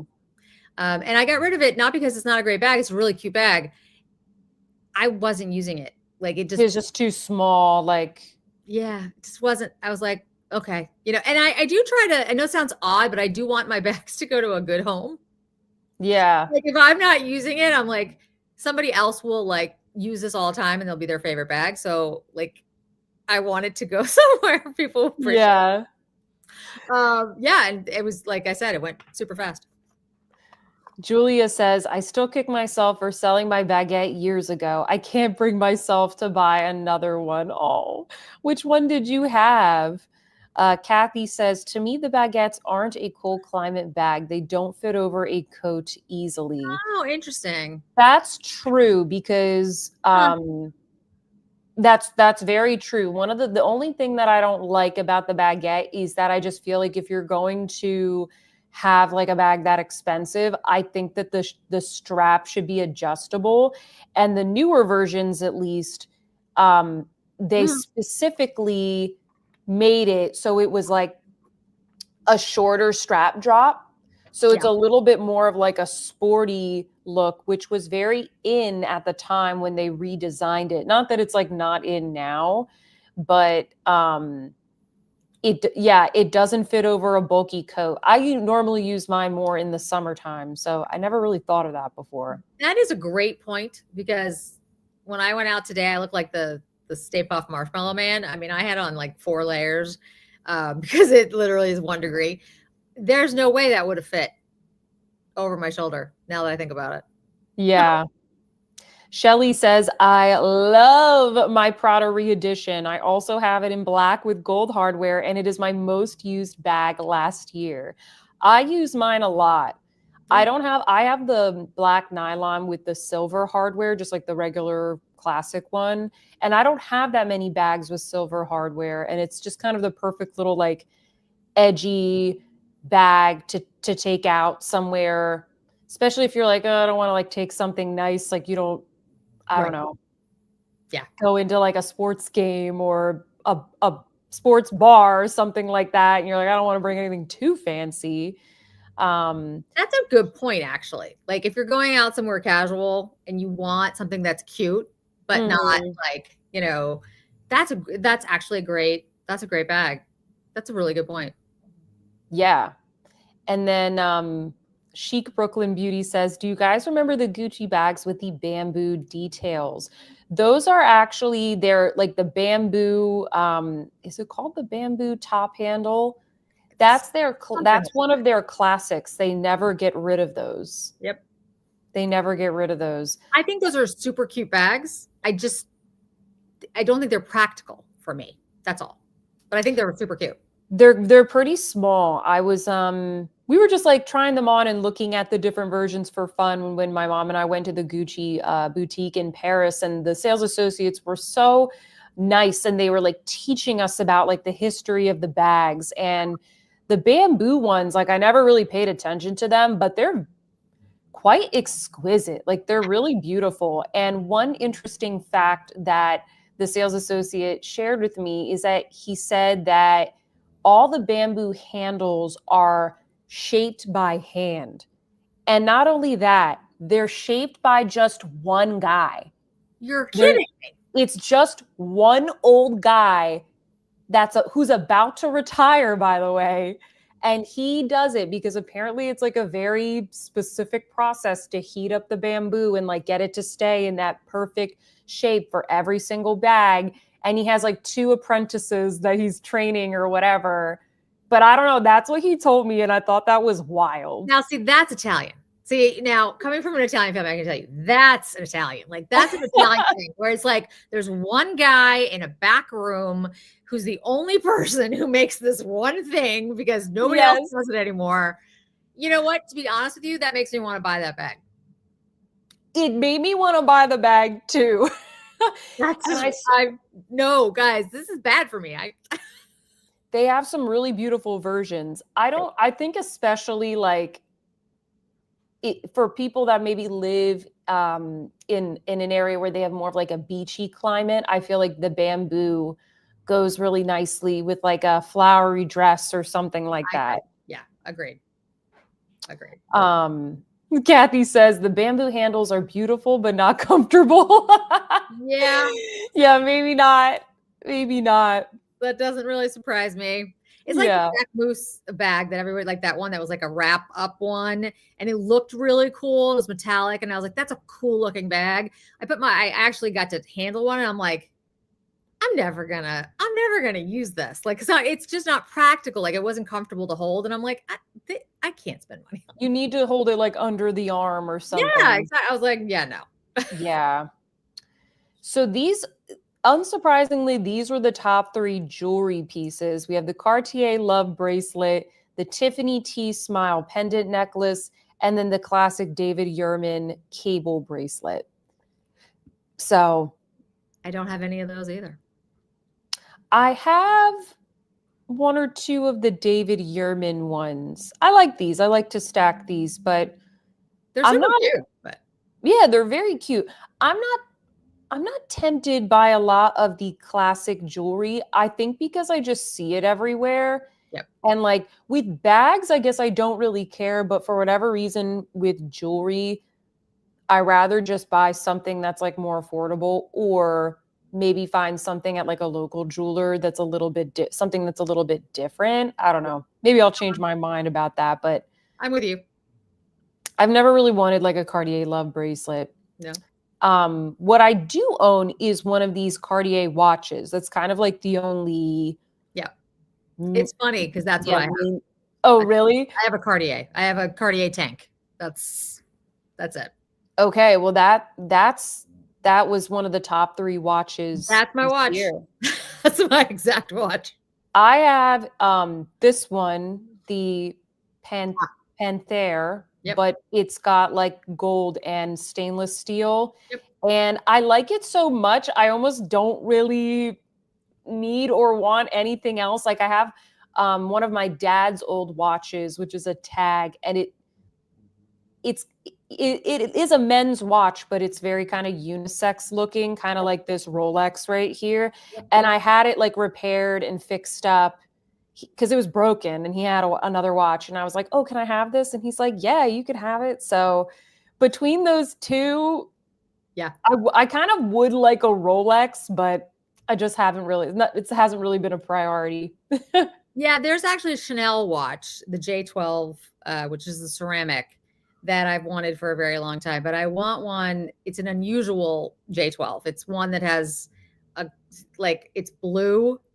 I'm going to have a video on my wish list for the year, but the thing is, and it's beautiful, but let's be honest. How often do you use a watch these days? Like, I just wear it as a bracelet. Right. Because I like the way it looks, and like that's the thing. It's a piece of jewelry, which is beautiful. Again, stunning, but I mean, they're very expensive. I know, they're so expensive. I remember like going into the Rolex store that is like right next to the Chanel boutique on Newbury in Boston. Yep. And like, because I was saving up to potentially get one, and I went in and I was like, oh, I'd like to try some on. They were like, oh, we don't have any. And I'm like, what do you mean you don't have any? This is the Rolex store. They're like, we don't have any watches. Yeah. I was like, excuse me? Yeah. Because I guess during the pandemic or whatever, when everybody was buying up a lot of luxury goods, they had like a couple models in the store to try on. but they basically are like, if you want to watch, like maybe in like 9 to 10 months, we can like call you, like we can put you on a wait list. And I was so turned off by that. It happened to a lot of people I know, actually. And I was just like, no, I'm not like, I'm not buying from a brand who cannot like have stock in its store. Yeah. No. Sarah says, I wear and use a watch every day. I've had my watch since I was married for like 13 years. Yeah, I mean, they can last really long. Yeah. Yeah, my watch my husband bought me for my 40th birthday. So I've had mine for 12 years. And it looked, I mean, the Cartier tank, honestly, and like the watch that you have to the Panther, like they're just, and the Rolex, they're classic designs. I don't think they'll ever, or Rolex, I don't think it's going to go out of style. I mean, my opinion, Right. I think those are pretty classic designs and you can wear them everywhere. It's just that on a daily basis, back when I was a lot younger, I actually used my watch. Like I was like, oh, I need to know what time it is. Right. Now I have a phone that tells me that. So like it's for me, it definitely is more of a piece of jewelry than it used to be. For And sure. I love a beautiful watch. It's just that the beautiful watches I tend to be like $10,000. And Yeah, I'm like, that's oh. the thing. It's like, well then, Jen, you don't I'm need like, that. So. well then. Yeah.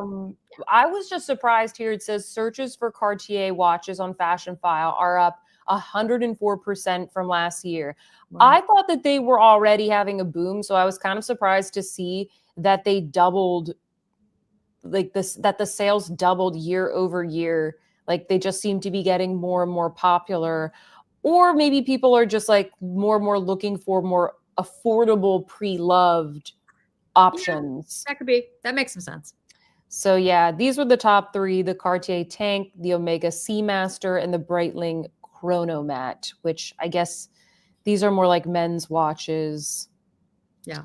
Um, they saw a 39% increase in fringe. So kind of going off of like the cowboy core, Western style that really appealed to a lot of people this year. It says Chanel fringe searches soaring 136% year over year. Okay. Yeah, that's a popular bag too. I've seen it. There's a Chanel. It's a vintage bag. It doesn't exist anymore, but there were a couple of seasons and I can't remember exactly when it was, which collection, but they had fringe on the bags. I saw one on Julia Rose Boston. It was like yesterday, and it's from the Chanel Dallas collection when they Ah, had like okay. the Stockyards like runway show. Yep. Yep. That's right. And it's a cute, I mean, they're cute bags, don't get me wrong. It's just it wasn't Maybe not for the price. right. Exactly. For the and it's just there's not that much of it because it was just that collection. There is some other Chanel fringe bags, don't get me wrong. They did more fringe than that, but so it's very hard to find. So that means the price, of course, is more because it's Chanel. So I don't know. I think I could get my fringe elsewhere, but Totally, totally. Um, I'm just reading some of the comments here. So this section is basically just chatting about like increased searches for more like ladylike bags, top handle bags, pearls and tweeds, mini bags. So those all saw a bit of an increase, and also just kind of like the what does it say? Searches for black patent leather saw a 158% increase. So more professional looking bags, like that corp core style, I guess, saw a lot more searches this year. Yeah. Crochet bags, which I feel like this comes back every year. it does. Yeah. It's a cute style. I don't have any, but I could totally see that again, like a beach thing. Totally get Yeah. that. Summer bag. Yeah. Yeah, Like absolutely. crochet and basket bags have been big every single summer for many years now. Yeah. So, okay, so here I'll show you guys real quick. These were the most popular bags for each generation. So hold on one second. They had Gen Alpha here. but they didn't really show anything. I guess they don't have jobs yet. So, um, I hope well, not. they're like in Sephora. They're in Sephora. Oh, they're The definitely Sephora, in Sephora. the Yes. Sephora kids. Okay, so this is for Gen Z. It says shopping secondhand, particularly for luxury goods, is becoming increasingly popular thanks to Gen Z. This generation is redefining the market by prioritizing environmental impact in all aspects of life, including luxury resale, which has a notably smaller climate footprint. Gen Z's value conscious approach is rapidly transforming the perception of secondhand luxury. And the top item purchase, I thought this was interesting. The top item purchase is the Hermes Sac Roulis. Huh. Really? Yes.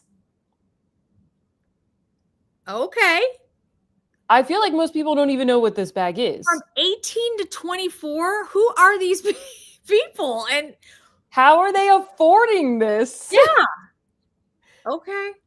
Because there are some really cool Hermes vintage bags that you can get for Sure. somewhat reasonable prices. But this is not like a vintage bag. Like this No. is an actual Hermes bag that I'm sure cost a couple $1,000s. So how are I, they, who's buying this for them? I I'm sorry.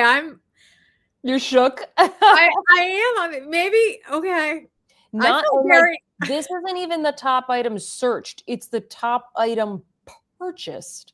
I And feel then the very top item viewed is the Chanel double flap.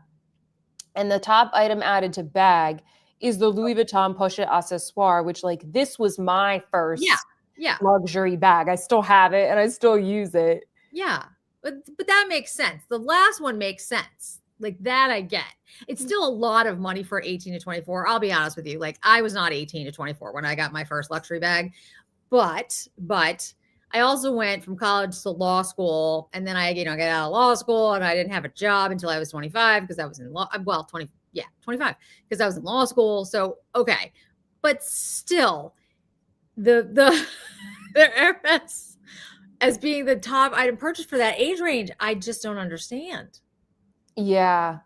I think the first bag I bought, well, the Pochette Accessoire, which used to be like what, $300 or something like that. I think I got that. My family all bought that for me for like a birthday one year, and I used it so much, like the zipper broke. Oh yeah, I just like use, and I still have it. I got the zipper replaced, and I still use it, but I used that to death. I thought I was so cool, and then once I was like, 24, or I like was working for a couple years after college, right, I right, bought the Speedy 25, and I just like agonized over like which size to get and all sure. that stuff. But like Lisa is saying, the Sac Roulis is like 5 to 10K. It is. There's one on is it Fashion File or Real Real? I can't remember. I think it's the Real Real that I actually like because I like the bag. I think it's cute. And the one that I like is $6,000. And I was like, absolutely not. That's ridiculous. I'm not because it's not that big of a bag. What? Julia says $250 for the Pochette Accessoire is what I paid. Yeah, like when Yeah, when my family bought me that bag, it certainly was like 300, it was like 250, $300. It was right, not what it is today. And right. even with that, I was like shocked. I was like shooketh as a Oh yeah, yeah, yeah. teenager or whatever. Cause like my parents and my sister, like my immediate family, they're not into luxury. So it certainly was something that my aunt went out and like got for me, like, oh, go get this thing. And she definitely picked it out. But Yeah, I got uh, a watch. Like my parents bought me a nice watch. It was a Raymond Vale watch. I remember that. oh And yeah, I yeah. still have it. I still have the watch. I have a Raymond Whale is it whale or It's veil Veil. watch? It's I can't do the pronunciation correctly, but it's Weil and it's pronounced like veil. Like it's like a WV sound. Like I can't do it. I think that's the one that I got. Probably, yeah, it was very Yeah, popular that and it was was like a very nice, like it was expensive, but it wasn't like anywhere close to like Cartier or right, anything like right. that. And so that's what I got. And my dad bought me a Coach briefcase actually for law school because like Oh, nice. that was the things, and it was beautiful. I still have that bag, but yeah, nobody was buying me a $6,000. I'm sorry, I'm still stunned, but I'm just like, Yeah. No, I know what you mean. Yeah. Like,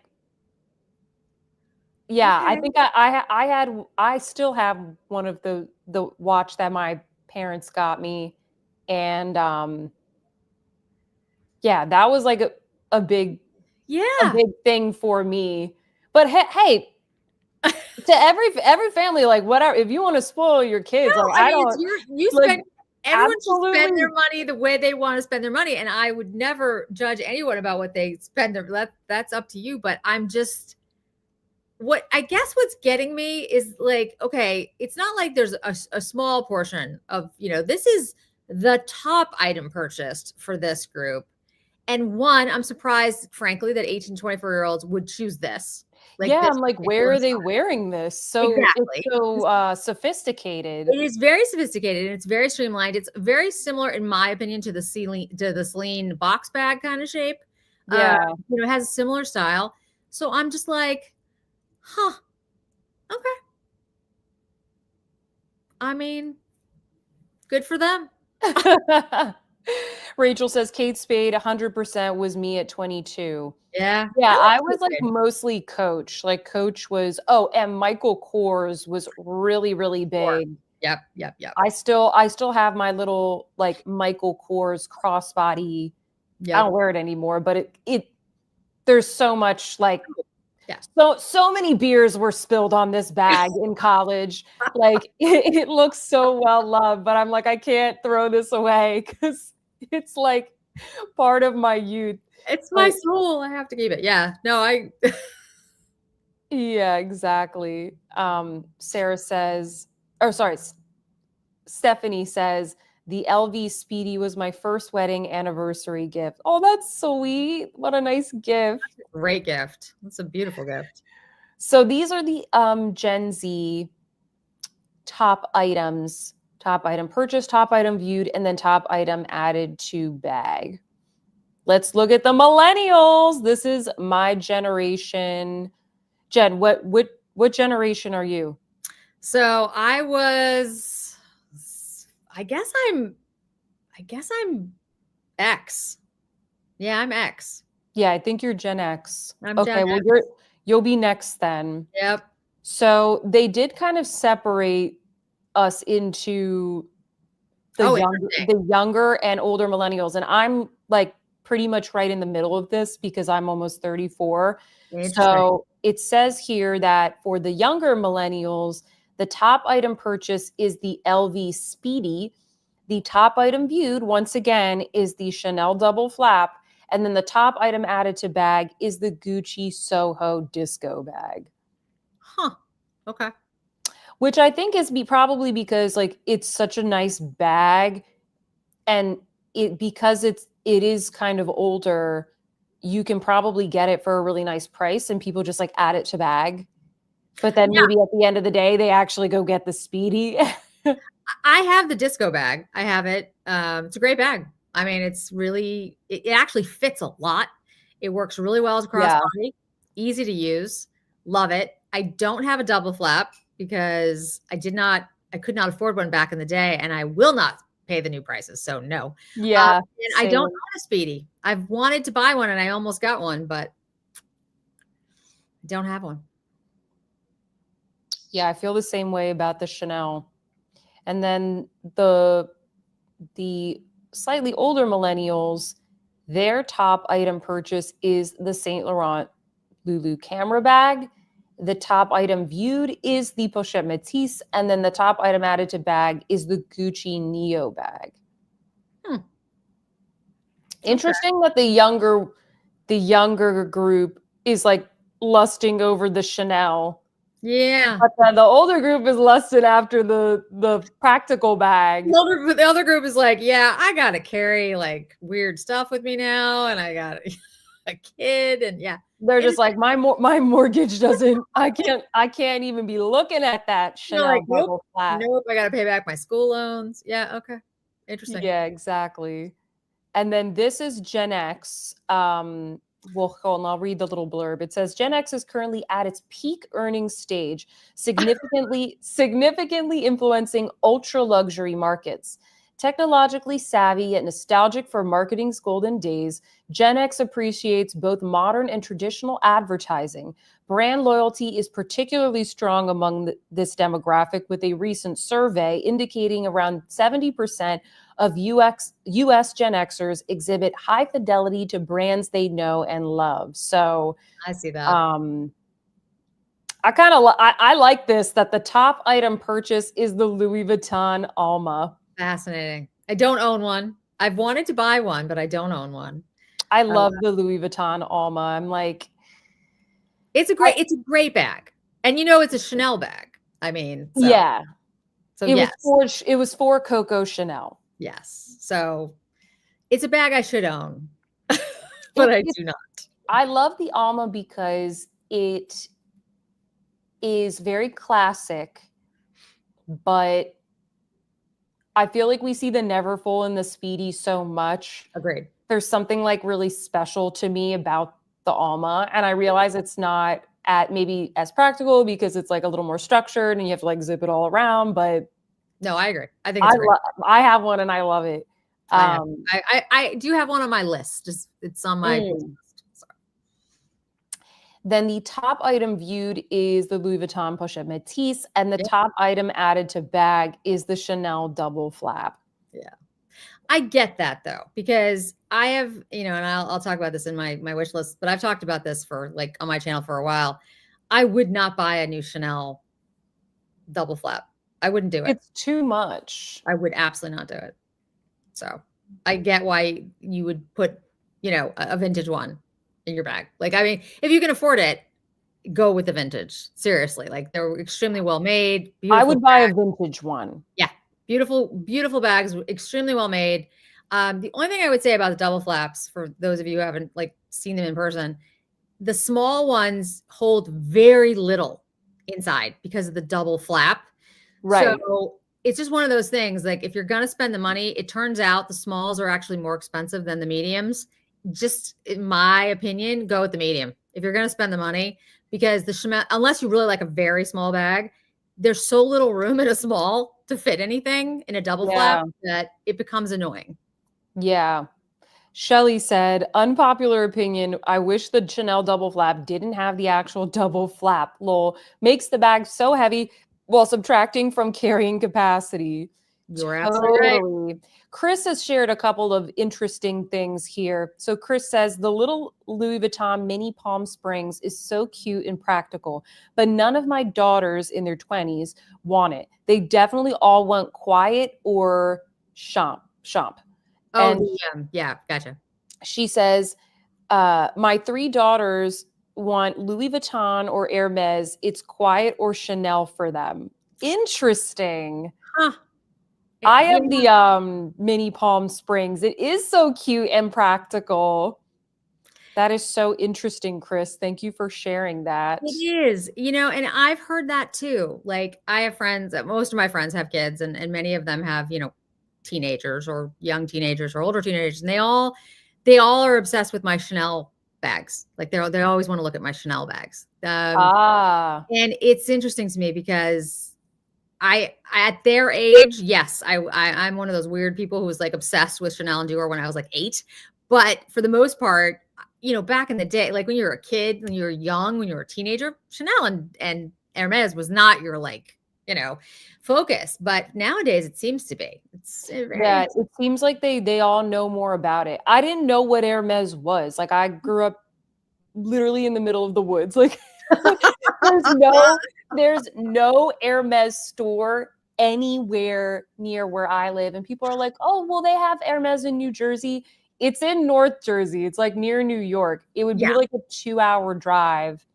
And I don't even think most of my family like even knows what Hermes is. I So don't think a lot of people realize that there are parts of Jersey that are actually quite rural and very beautiful and like not. I think people think Jersey and they think what? yeah, understandably so. Like the bottom half of New Jersey, there's a lot of like blueberry farms and like tomato farms and horse farms and pine barrens and like Beautiful, really beautiful. marshland and stuff. And like that's where my family lives. Yeah.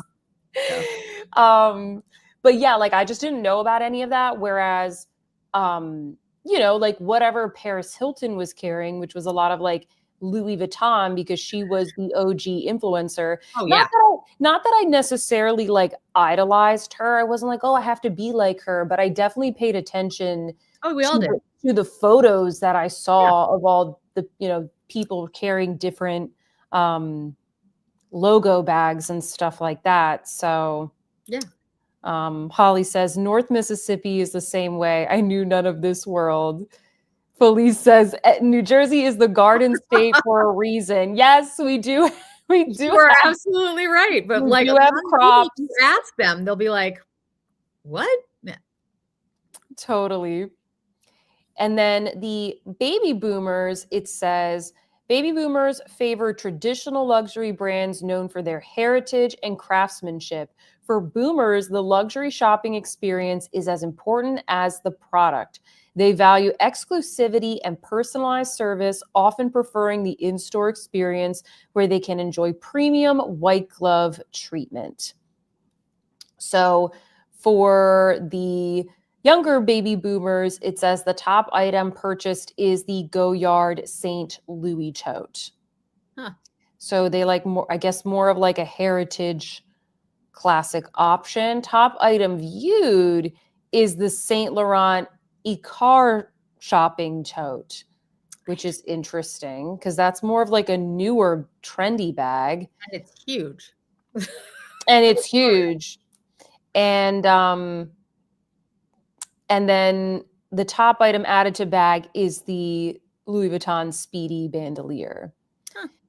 It's so interesting to see how like these are different enough that they decided to break them out because the older baby boomers, so 65 and older, the top item purchase is the Louis Vuitton Artsy,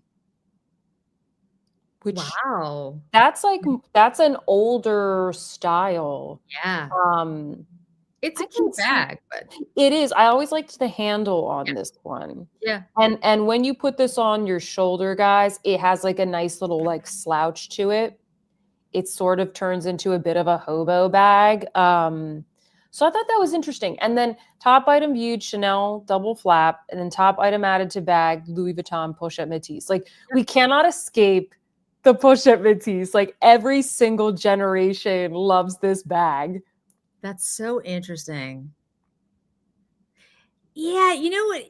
I think this might just be me because I am and all of you guys out there, I'm sure you're normal and I'm the weird one. The more I see a bag, like the more I see the pochette or the double flap, which are great bags and absolutely deserve the position they're in, the more I don't want one. Like and I get it. I'm the weird one. If I see it, if I see everybody having it and the people have bought it because they all tell me it's like the best bag, it's a great bag, it's really classic, it fits everything, which I totally agree all those things are, then I don't want it. I'm very like weird about it. Like I want a bag that practically nobody has, and not because I want it to be like noticeable, but I have this weird thing in my head that if I'm gonna spend a ridiculous amount of money, I want it to be Hermes. I want it to be very unique. It is actually one of the reasons I do like Hermes because, and again, I agree, the prices are insane, but because they're handmade, and the same would be true with the bamboo on the Gucci, each one actually is completely unique because although yes, it's the same stitching and the same bag or whatever, the same leather, because anything that's handmade is one of a kind, literally, because a person is doing it. So it's never going to be exactly the same as another one. Otherwise, I kind of feel like, why would I spend that much money? Which is why I go back to like, get a really well-made Coach bag or get a really good bag on, resale, Right. really loved bag, because the prices that they're charging, in my opinion, for a lot of the luxury bags that are out there that aren't handmade, I think it's just robbery. I'll go into the boutique sometimes to check them out. Like even if I'm like I don't intend to buy them, like sometimes it's like, oh, I really want to see this one bag from the runway, or I just am curious because I like to stay up to date with like what's going on and whatnot. Um, they don't feel even the ones that are like $6,000, $7,000, like they don't feel like $7,000 bags. They don't. No, I agree. They're like they might not be lined in leather, or they just don't. I don't know. You just pick something up and Yeah. you have that first impression of like, oh wow, I'm really impressed by this. I feel that way about my Coach Rogue bag. Yeah. I didn't feel that way about the Chanel bags that I tried on this Nope. past season. So There are exceptions, but yeah. yeah, there are like I did buy a Chanel bag this year because it was like a very specific color and Yeah. style that I had been looking for in a very specific leather. Um, so I was like, okay, this is worth it to me, but it definitely was not the price of a classic flap also. So there's Agreed. that. It's like half the price. Agreed. Chris made a really interesting comment here.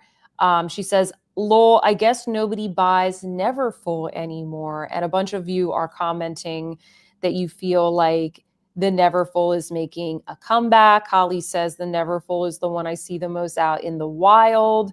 Um, I didn't. That's a really good point. Like you'd think that the Neverfull would be on most of these lists, but it's the Pochette Matisse that's on these lists. I think people own the Neverfull.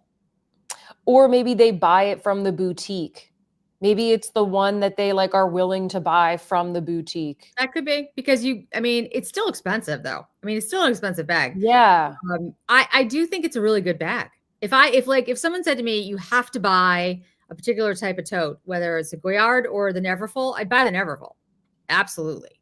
And I think it's a great bag. It carries everything. It's huge. It's ubiquitous. You can just like throw whatever. It goes with everything. But yeah, it's a very everybody has that bag. I feel like I'm the only person who doesn't have that bag. I don't have it. I'm not a Neverfull girl. Like I'm more of like a Speedy Alma kind of thing. Like I don't like tote bags. Like, and I have no use for them. I would personally, I would buy a mid-range tote. Like there's actually some really cute ones that I showed in my recent video when I like was in Paris and I was like trying out the different styles from some of the mid-range bags. And like as someone who doesn't even really like totes that much, I was like, this is a really nice, really nice tote bag. Like there were some cute ones. Yeah. More interesting shapes, more like architectural shapes, I think. Agreed. So yeah.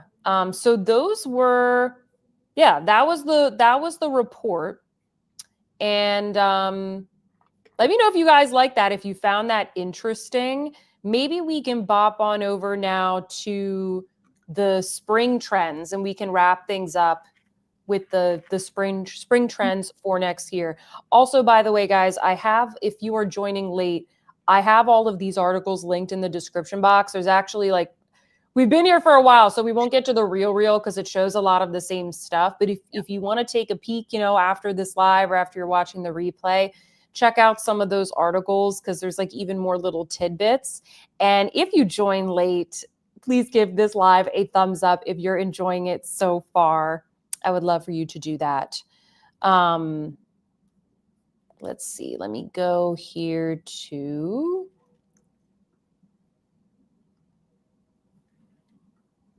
Okay, so it says here, top fashion trends for 2025, a look into the future. So, I mean, obviously this is the runway.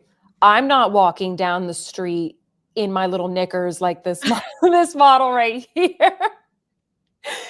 But the motifs and the colors and the styles and whatnot are kind of indicative of what we're going to see going into 2025. I think a lot of what we just saw will still be true. Like I think we'll still see a lot of those similar styles because we're finishing out the year.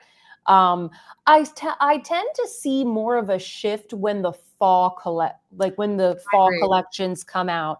Like I did a video at the beginning of last year that was sort of like about the top bag trends of 2025, and I did it more so in the spring.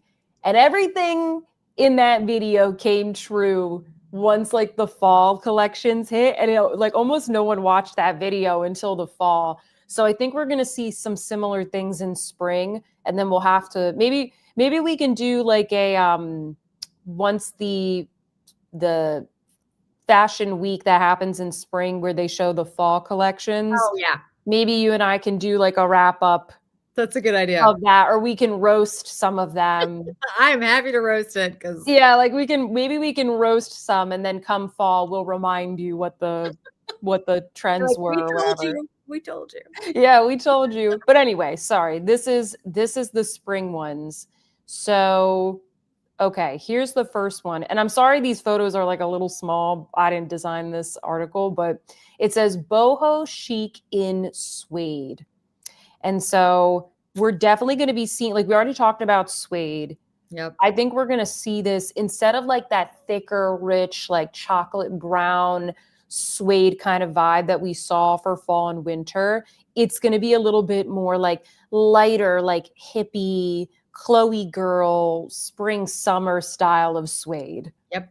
Agreed. Totally. Thinner suede. It's like, I have one from, oh my goodness. It's either Lafayette or Laura Pian. I can't remember who made it, but it's blue. It's a blue suede shirt, and it's the thinnest, which I have not worn yet. It's sitting in my closet. It is the thinnest suede you've ever felt. And it's almost like, to be honest with you, it's way too cold right now to wear it because it's not warm enough. Like it's definitely more a spring. Yeah. Suede, which I know sounds odd because you're like, why would you wear suede in the spring? Because it's wet, but it is a spring weight suede. I think that's exactly what this is. Yeah.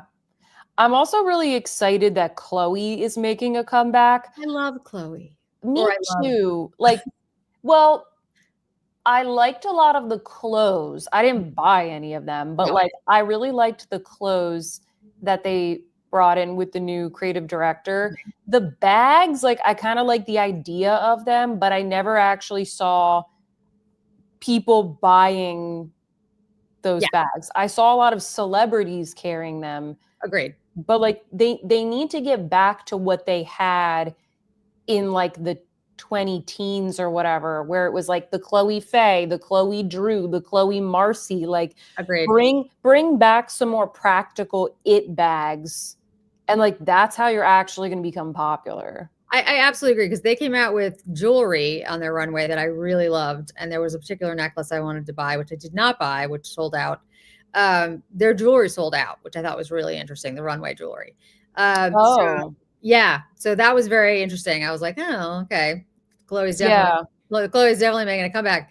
But unless you have at least one it bag, unless you have like at least one in that conversation, you're not going to be able to capture people's attention and imagination. So I agree, like the Faye bag, if you could do something like that, and agreed, I think they would take off because they're already gaining popularity again.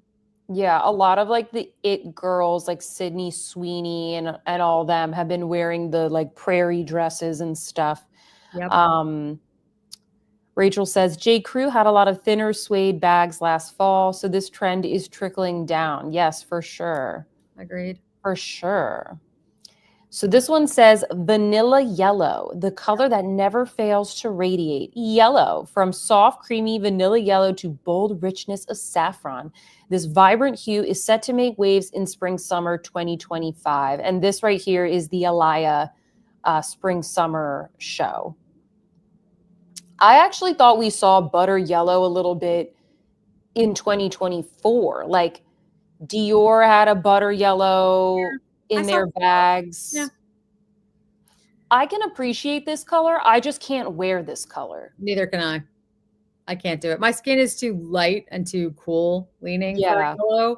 On a deeper skin tone though, a yellow Yeah. is stunning, like absolutely amazing. Yeah, But yeah, exactly. I can't really do a yellow, unfortunately. Kathy says yellow is hard to wear. It will be interesting seeing how well it actually sells. Sarah says, I love yellow, yellow heart. Yeah, no, like I like it. I can appreciate it. It's just like this color on my skin tone. It like is my skin tone. Exactly. Yeah, it's not good. It's I not a have good. like a slightly golden pale skin tone, and so it just doesn't work. And then, oh God, this is the one that I'm like, seriously, who? It says hot pants as the new mini skirt. And Okay, it's just like no. this little, No. no, we That's my commentary. we No. veto this. No. Who's allowed to walk out like this? It's not. No. No. Rachel says butter yellow in a bag or shoe is absolutely gorgeous for spring. I think that's the way to go, Rachel. With Agreed. with like a nice little butter yellow bag, like that would be super cute. I actually really liked it was like a shimmering, like an iridescent butter yellow that Dior did last year. And I was like, oh, it's actually quite cute. Oh yeah. Yeah, yeah. That was a nice shit. Yeah, I like that. Kathy says, I wore hot pants when I was 12. And that's Like fine, Kathy. At 12, that's cool. But Night Star Beauty says, nobody would want to see that on me. I mean, here's the thing, like these aren't even pants. This is like a knit fabric. no, no. And you okay? Think for a minute about public transportation, right? Yeah, ew. Seriously. Nope. Absolutely not. It's a no. No. This one says aquatic wonderland. It sounds like it's a little bit more of like a mermaid inspired, Okay. like sequins. I think it has to do with maybe just sort of the shimmering ethereal embellishments. I'm okay with that. There's a pair of Dries Van Noten pants that I want that are sequins, Mm. and they were originally $1,500, Oh, and now they're down to like I don't remember some. It's still a ridiculous price for sequin pants, but they look. And I'm not going to buy them because there's nowhere to wear them. But they look like that. They look like that. They're very like mermaidy, ethereal. They're beautiful, but I still can't figure out where I wear them. totally.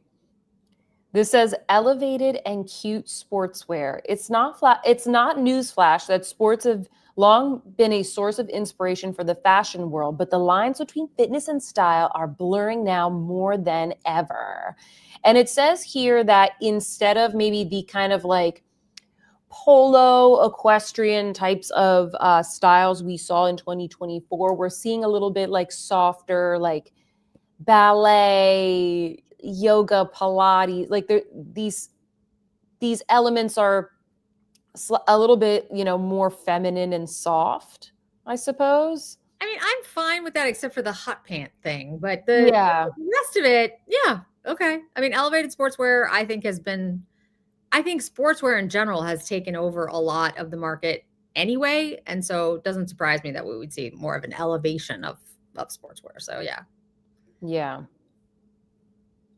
The feminine polo shirt. So it says here that the polo shirts of the spring runways are a little bit more like fitted, traditionally feminine cut, and also more buttoned up to the top. Interesting. Okay. Yeah. So I guess the polo is still going to be in. I like a good polo. I mean, if it's well made, that's good. Yeah. Animal print. My people. Okay, yeah. I love an animal print. It says animal prints are set to become the season's rising stars with a projected 92% increase from July to September. It says leopard and tiger prints in particular. Huh. Okay. I mean, I'm huge. I love it. I think animal print is neutral. it literally comes back like every other year. They're like animal prints in, and you're like, was it ever out? It's like, well, I never got rid of mine. So good. Yeah. I like a good in. But I mean, I will say, I don't really like animal print on animal print on animal print. Like I like some animal print. Like I'm not Sure. as, I wouldn't do something that was like multiple different types of animal prints all over, mostly because I'm short and I just think it would overwhelm me. I'm more of the person who has like a scarf or a pair of pants or maybe a shirt and black pants or whatever. That kind of. Yeah. Exactly. Not like head to toe Mhm. necessarily. Oh, thong sandals, it says. More Chanel flip flops. No. Look, I mean, I get it. I have thong sandals for the summer. They're Vionics. I get like a new pair every year and I love them and they're great and they're comfortable to walk around in. But they're fine for like you're at your house, you're running to do errands, like whatever, all those things. But I just like they had ones that were suede or velvet or whatever from Chanel and I was like, that's just gross. I'm sorry, but like no, it's hot and sweaty and you shouldn't be wearing like velvet or suede thong flip-flops. $1,000. Like, whoa, I find flip flops are very difficult to walk in. they are generally, yes. Yes. I think it's just like a ploy from the brands to make something that's like very cheap to make and then sell it for so much more than it actually is. Agreed. Yeah, I agree. Yeah. I don't like it. Rachel says a faux leopard jacket will never go out of style. 100% mob wife, but in a good way. Agreed. Yes. Kathy says that's what Jenna Lyons said. Leopard is a neutral. I'm in good company. Okay. Exactly. Then it says strapless dresses. I also saw like sweetheart neckline was one that might be in one of these other articles, but Okay. strapless dresses.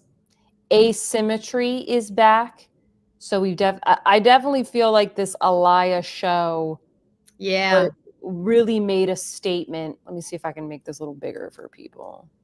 Interesting. Loewe's done some asymmetry as well, actually. Interesting that it's become popular. Okay. Yeah. So I guess like single shoulder asymmetrical skirts, that's been in. So that was that article. Let me do this one. The trends set to define 2025 fashion. This first one says individuality and personal style. I'm like, how is that a trend? Did that?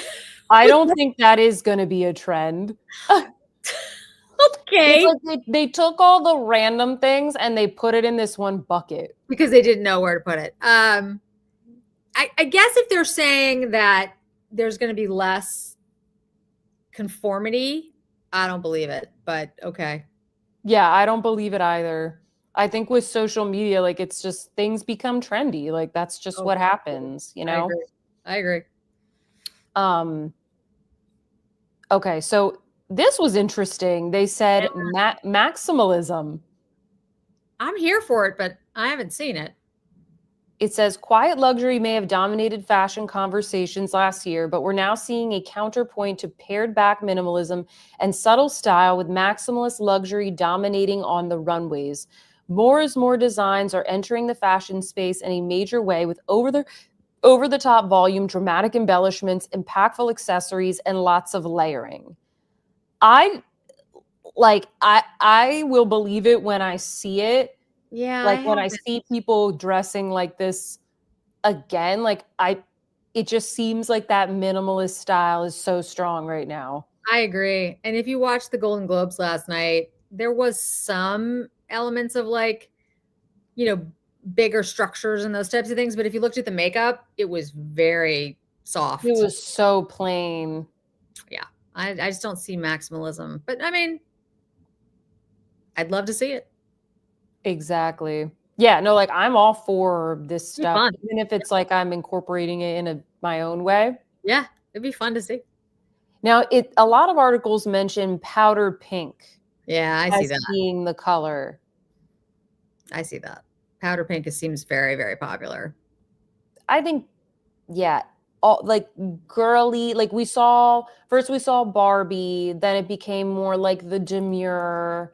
Yep. I think a lot of people, they like these sort of ladylike designs. And I mean, hey, we saw Gen Z buying Hermes bags. Like they're into these like sophisticated ladylike looks. Yeah. And I'm just over here with my Louis Vuitton logos. There's nothing wrong with that. Yeah, I mean, okay, so I'll just say it, like, I don't like pink. I've never liked pink. It's just not me, but I could see how it's a very soft, feminine, traditionally feminine look. So I'm not saying it surprises me, but I'm not excited about it. Yeah. I like pink. I usually get a lot of compliments when I wear light pink like this. So I'm gonna have to pull out. Yeah. I don't even know if I have that much of this color, but I'll have to pull Pull out it out. something light pink. I have some pink like trousers There you go. from J. Crew from long ago that I still have. So I'll have to pull those out. Paula says, looks like the 80s are back, lol. I think she means from the maximalism. Yeah, the maximal. I mean, the 80s, here's the thing about the 80s that people don't understand. Like, if you lived through the 80s, it didn't look like, a Benetton commercial. I mean, people were not dressed that way all the time, but yeah, there was a sense of fun and color to everything. And I have to say, if I look back, it was fun to dress back then. Like, it really was. It There was looked lots of fun, yeah. Yeah, there was lots of like funky sweaters, and I have to the biggest mistake I've ever made is getting rid of a lot of my clothes from the 80s because they would still fit me. And they were fun. They were a lot of fun. And so I wouldn't mind some of that. Yeah. I think like chunkier jewelry is going to be back in style. I agree. In 2025. Like, I don't think that minimalist jewelry will ever be out of style, but I think like the chunky jewelry definitely was considered more dated for the past couple years, and I think that that's going to come back. I agree. In its own way. Agreed. So Carry On says, I miss some of my 80s clothing. I do too. Rachel says, Benetton and Esprit, the sweaters were the best. Is that how you pronounce it? Esprit or is it Esprit? So it's Esprit. Esprit. And you would not know because you were far too young. Yes, Esprit was huge. Benetton and Esprit, huge. And everyone wore the big Esprit, it was like big letters, block letters on the t-shirts. And they were like super colorful. We all had Esprit sweaters. We all had Esprit t-shirts. I might even have a picture with me with like a big Esprit across my chest. It was hilarious. We all had it, but it was very colorful and it was a lot of fun, I gotta say. Lisa says 100% lived that life. Queen Frog Lady said, I wish I kept some of my favorite outfits from the 80s. Oh, I do too. Rachel says, I was the queen of Esprit. Love it. I've seen that name, I've seen that brand, but I've never heard anybody talk about it, so I never knew how to pronounce it. You would, honestly, unless you lived through the 80s, there's no reason to know how you'd say it. Lisa says Gen Xers checking in. Yeah, you all ran to the chat on that one. The only thing we know, before you guys do. We're like, oh yeah, we know that one. We know that one. Kathy says the Vogue cover with the Christian Lacroix sweater really captured the fun. Oh, wow. Yeah. I'll have to look it up. Yeah. That's great. Modern heritage pieces. So this is what I'm seeing more of as opposed to the maximalism is the modern heritage pieces. Like people really just seem to be looking for that one specific piece that they want to buy. that they'll have for a long time. They're not really like splurging on like trendy things. Nope. Nobody's splurging. I mean, well, I guess there No. are some people, but yeah, in general, people are not splurging. And I'm seeing a lot more like, we're seeing a lot more tailoring and suiting as opposed to like, the hoodies and the t-shirts that we saw a lot Yep. from the previous years. So I Agreed. think that will continue. Yeah, they've got like the Margot, the Loro Piana flats. Yeah. Cartier tank. Yeah. And then yeah, I think like this article I think was the only one that mentioned this, but this says here changing of the guard. And a lot of these fashion houses, Yeah. we don't even really know what to expect because so many of them have swapped creative directors, and it's just like it's probably going to be completely different. And even if they've already been swapped in, it does take a season or so for them to really make an impact. Yeah. When Blazy came on board to Bottega, it was like a full year before you really saw. I mean, he was already at Bottega, but when he took over, you were like, oh yeah, okay. And I think the first one was the sardine. I'm not absolutely sure if it was the sardine bag or the other bag, but the point is like that was his mark, and you were like, oh, okay, this is definitely a different direction. So yeah, I think there's going to be a lot of changes. I just think it's too early to tell what will happen because the issue becomes, right? These are all owned. Many of them are owned by the same people. They're either the Kering or they're LVMH, and so there's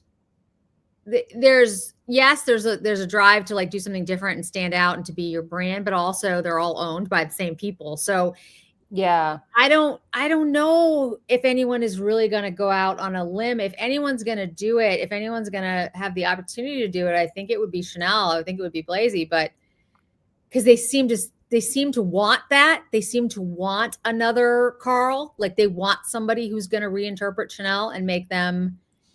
I think that they want someone that they can control more than Carl. Well, that true. Yes. Because I don't think they're not willing anymore to pay all that money.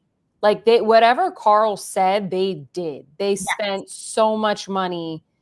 And I think that they're just not going to spend that much money to build like a rocket ship for a fashion show anymore. Or bring in an iceberg from, I forget where he brought the iceberg in from. Like literally he brought in an iceberg. Yeah, no, I agree. But they had to because Chanel was kind of dead.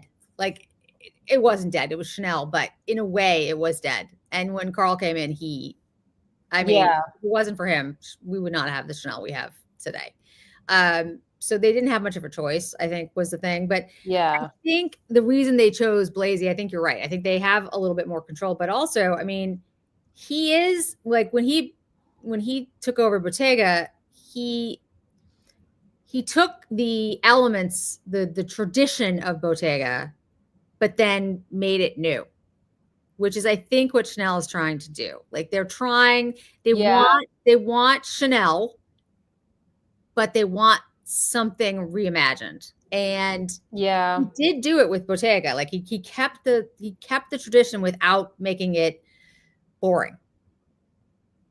Yeah. I honestly I'm a little sad that he's leaving Bottega just because I like Bottega so much. It's like one of my favorite brands. And like season after season that he's been there, it's been like one of my favorite runway shows. Like not that I'm buying all the stuff, but like I did buy several Bottega items since he, became head of it. Yeah, he really made me want a lot of those pieces. But so I'm kind of sad that he's going to Chanel because it'll be more expensive. It will definitely be more expensive. If I want that, yeah. I wonder if I haven't bought an Andiamo bag. I know you have the green and white one. There's a particular one that I want that's only available, of course, like in like one place in the world. So I haven't been able to get it. Yeah. And I'm wondering, like, will they get rid of it? Because like other brands have done that kind of stuff where, the director goes out and they burn, like they actually destroy bags, which I'm like, oh, please do not do that. Like, I mean, so yeah, Right. it'll be interesting to see if I can still get my hands on the one that I want to get my hands on.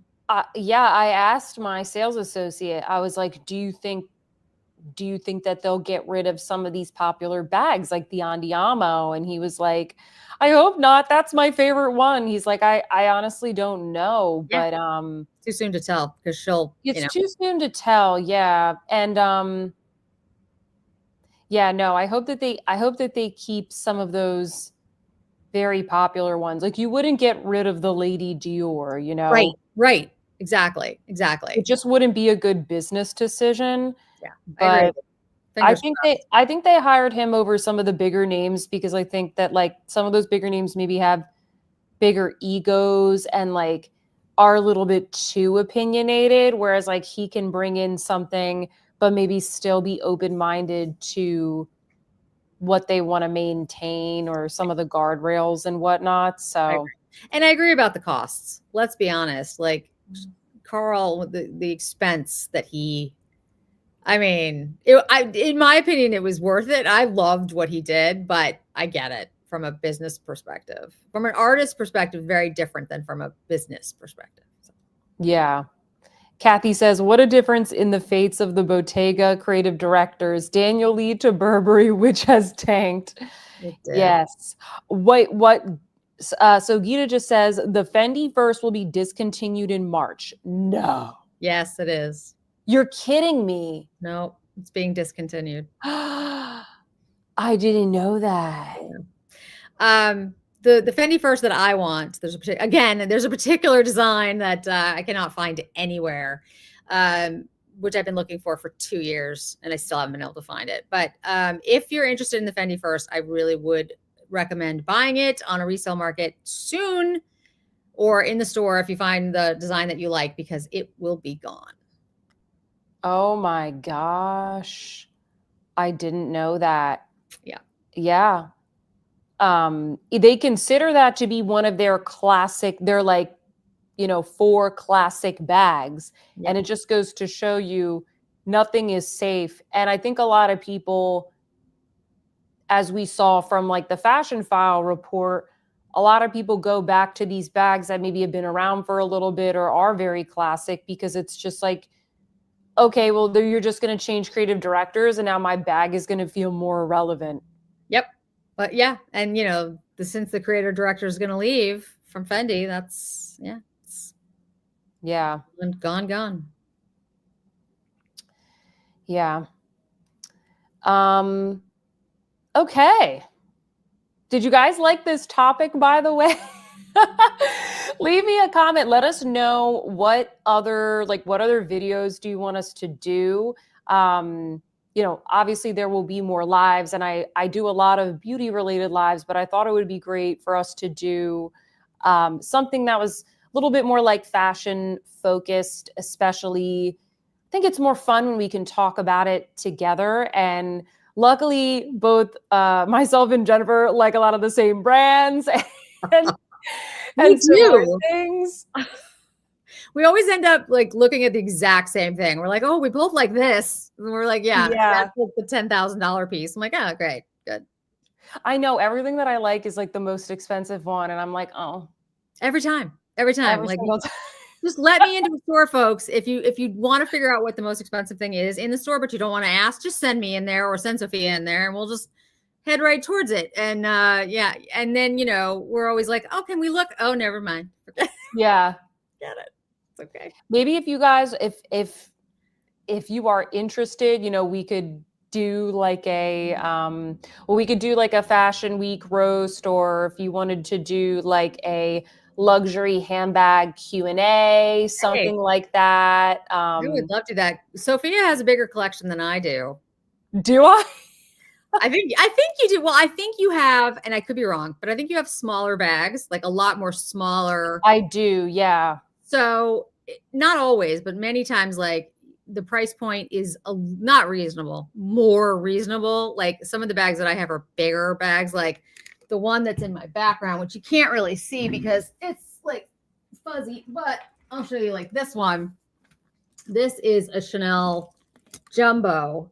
Oh, beautiful. has the tortoise, for example. Yeah. And Oh, so I like love that. this one is, this doesn't exist anymore, of course. And this bag is, I won't tell you what that bag, if you tried to buy it, but I don't have as many bags. Like, I think I have like fewer bags, but maybe like overall, we've probably got the same budget for the bags that we have. I bet you it's Yeah. very similar. A lot of mine And I've purchased overseas as well, so I've like yes, saved a bit there. that makes a huge Yeah. difference, actually. It makes a huge difference. But yeah, I would love to do that because we could also talk about like some of the new releases that we've seen by then. We could talk about the Murakami collection. The people are very salty about that right now. I am extremely salty about that, but you don't want me to go off on that right now. But if we did something in like February, March, Yeah. after we saw like some of the collections, talk about like some of the bags. It would be interesting. Yeah. When is Fashion Week again? Is it April? There's one in February in New York. Okay. Around Valentine's Day. And Oh. then there's London and Milan, which is later.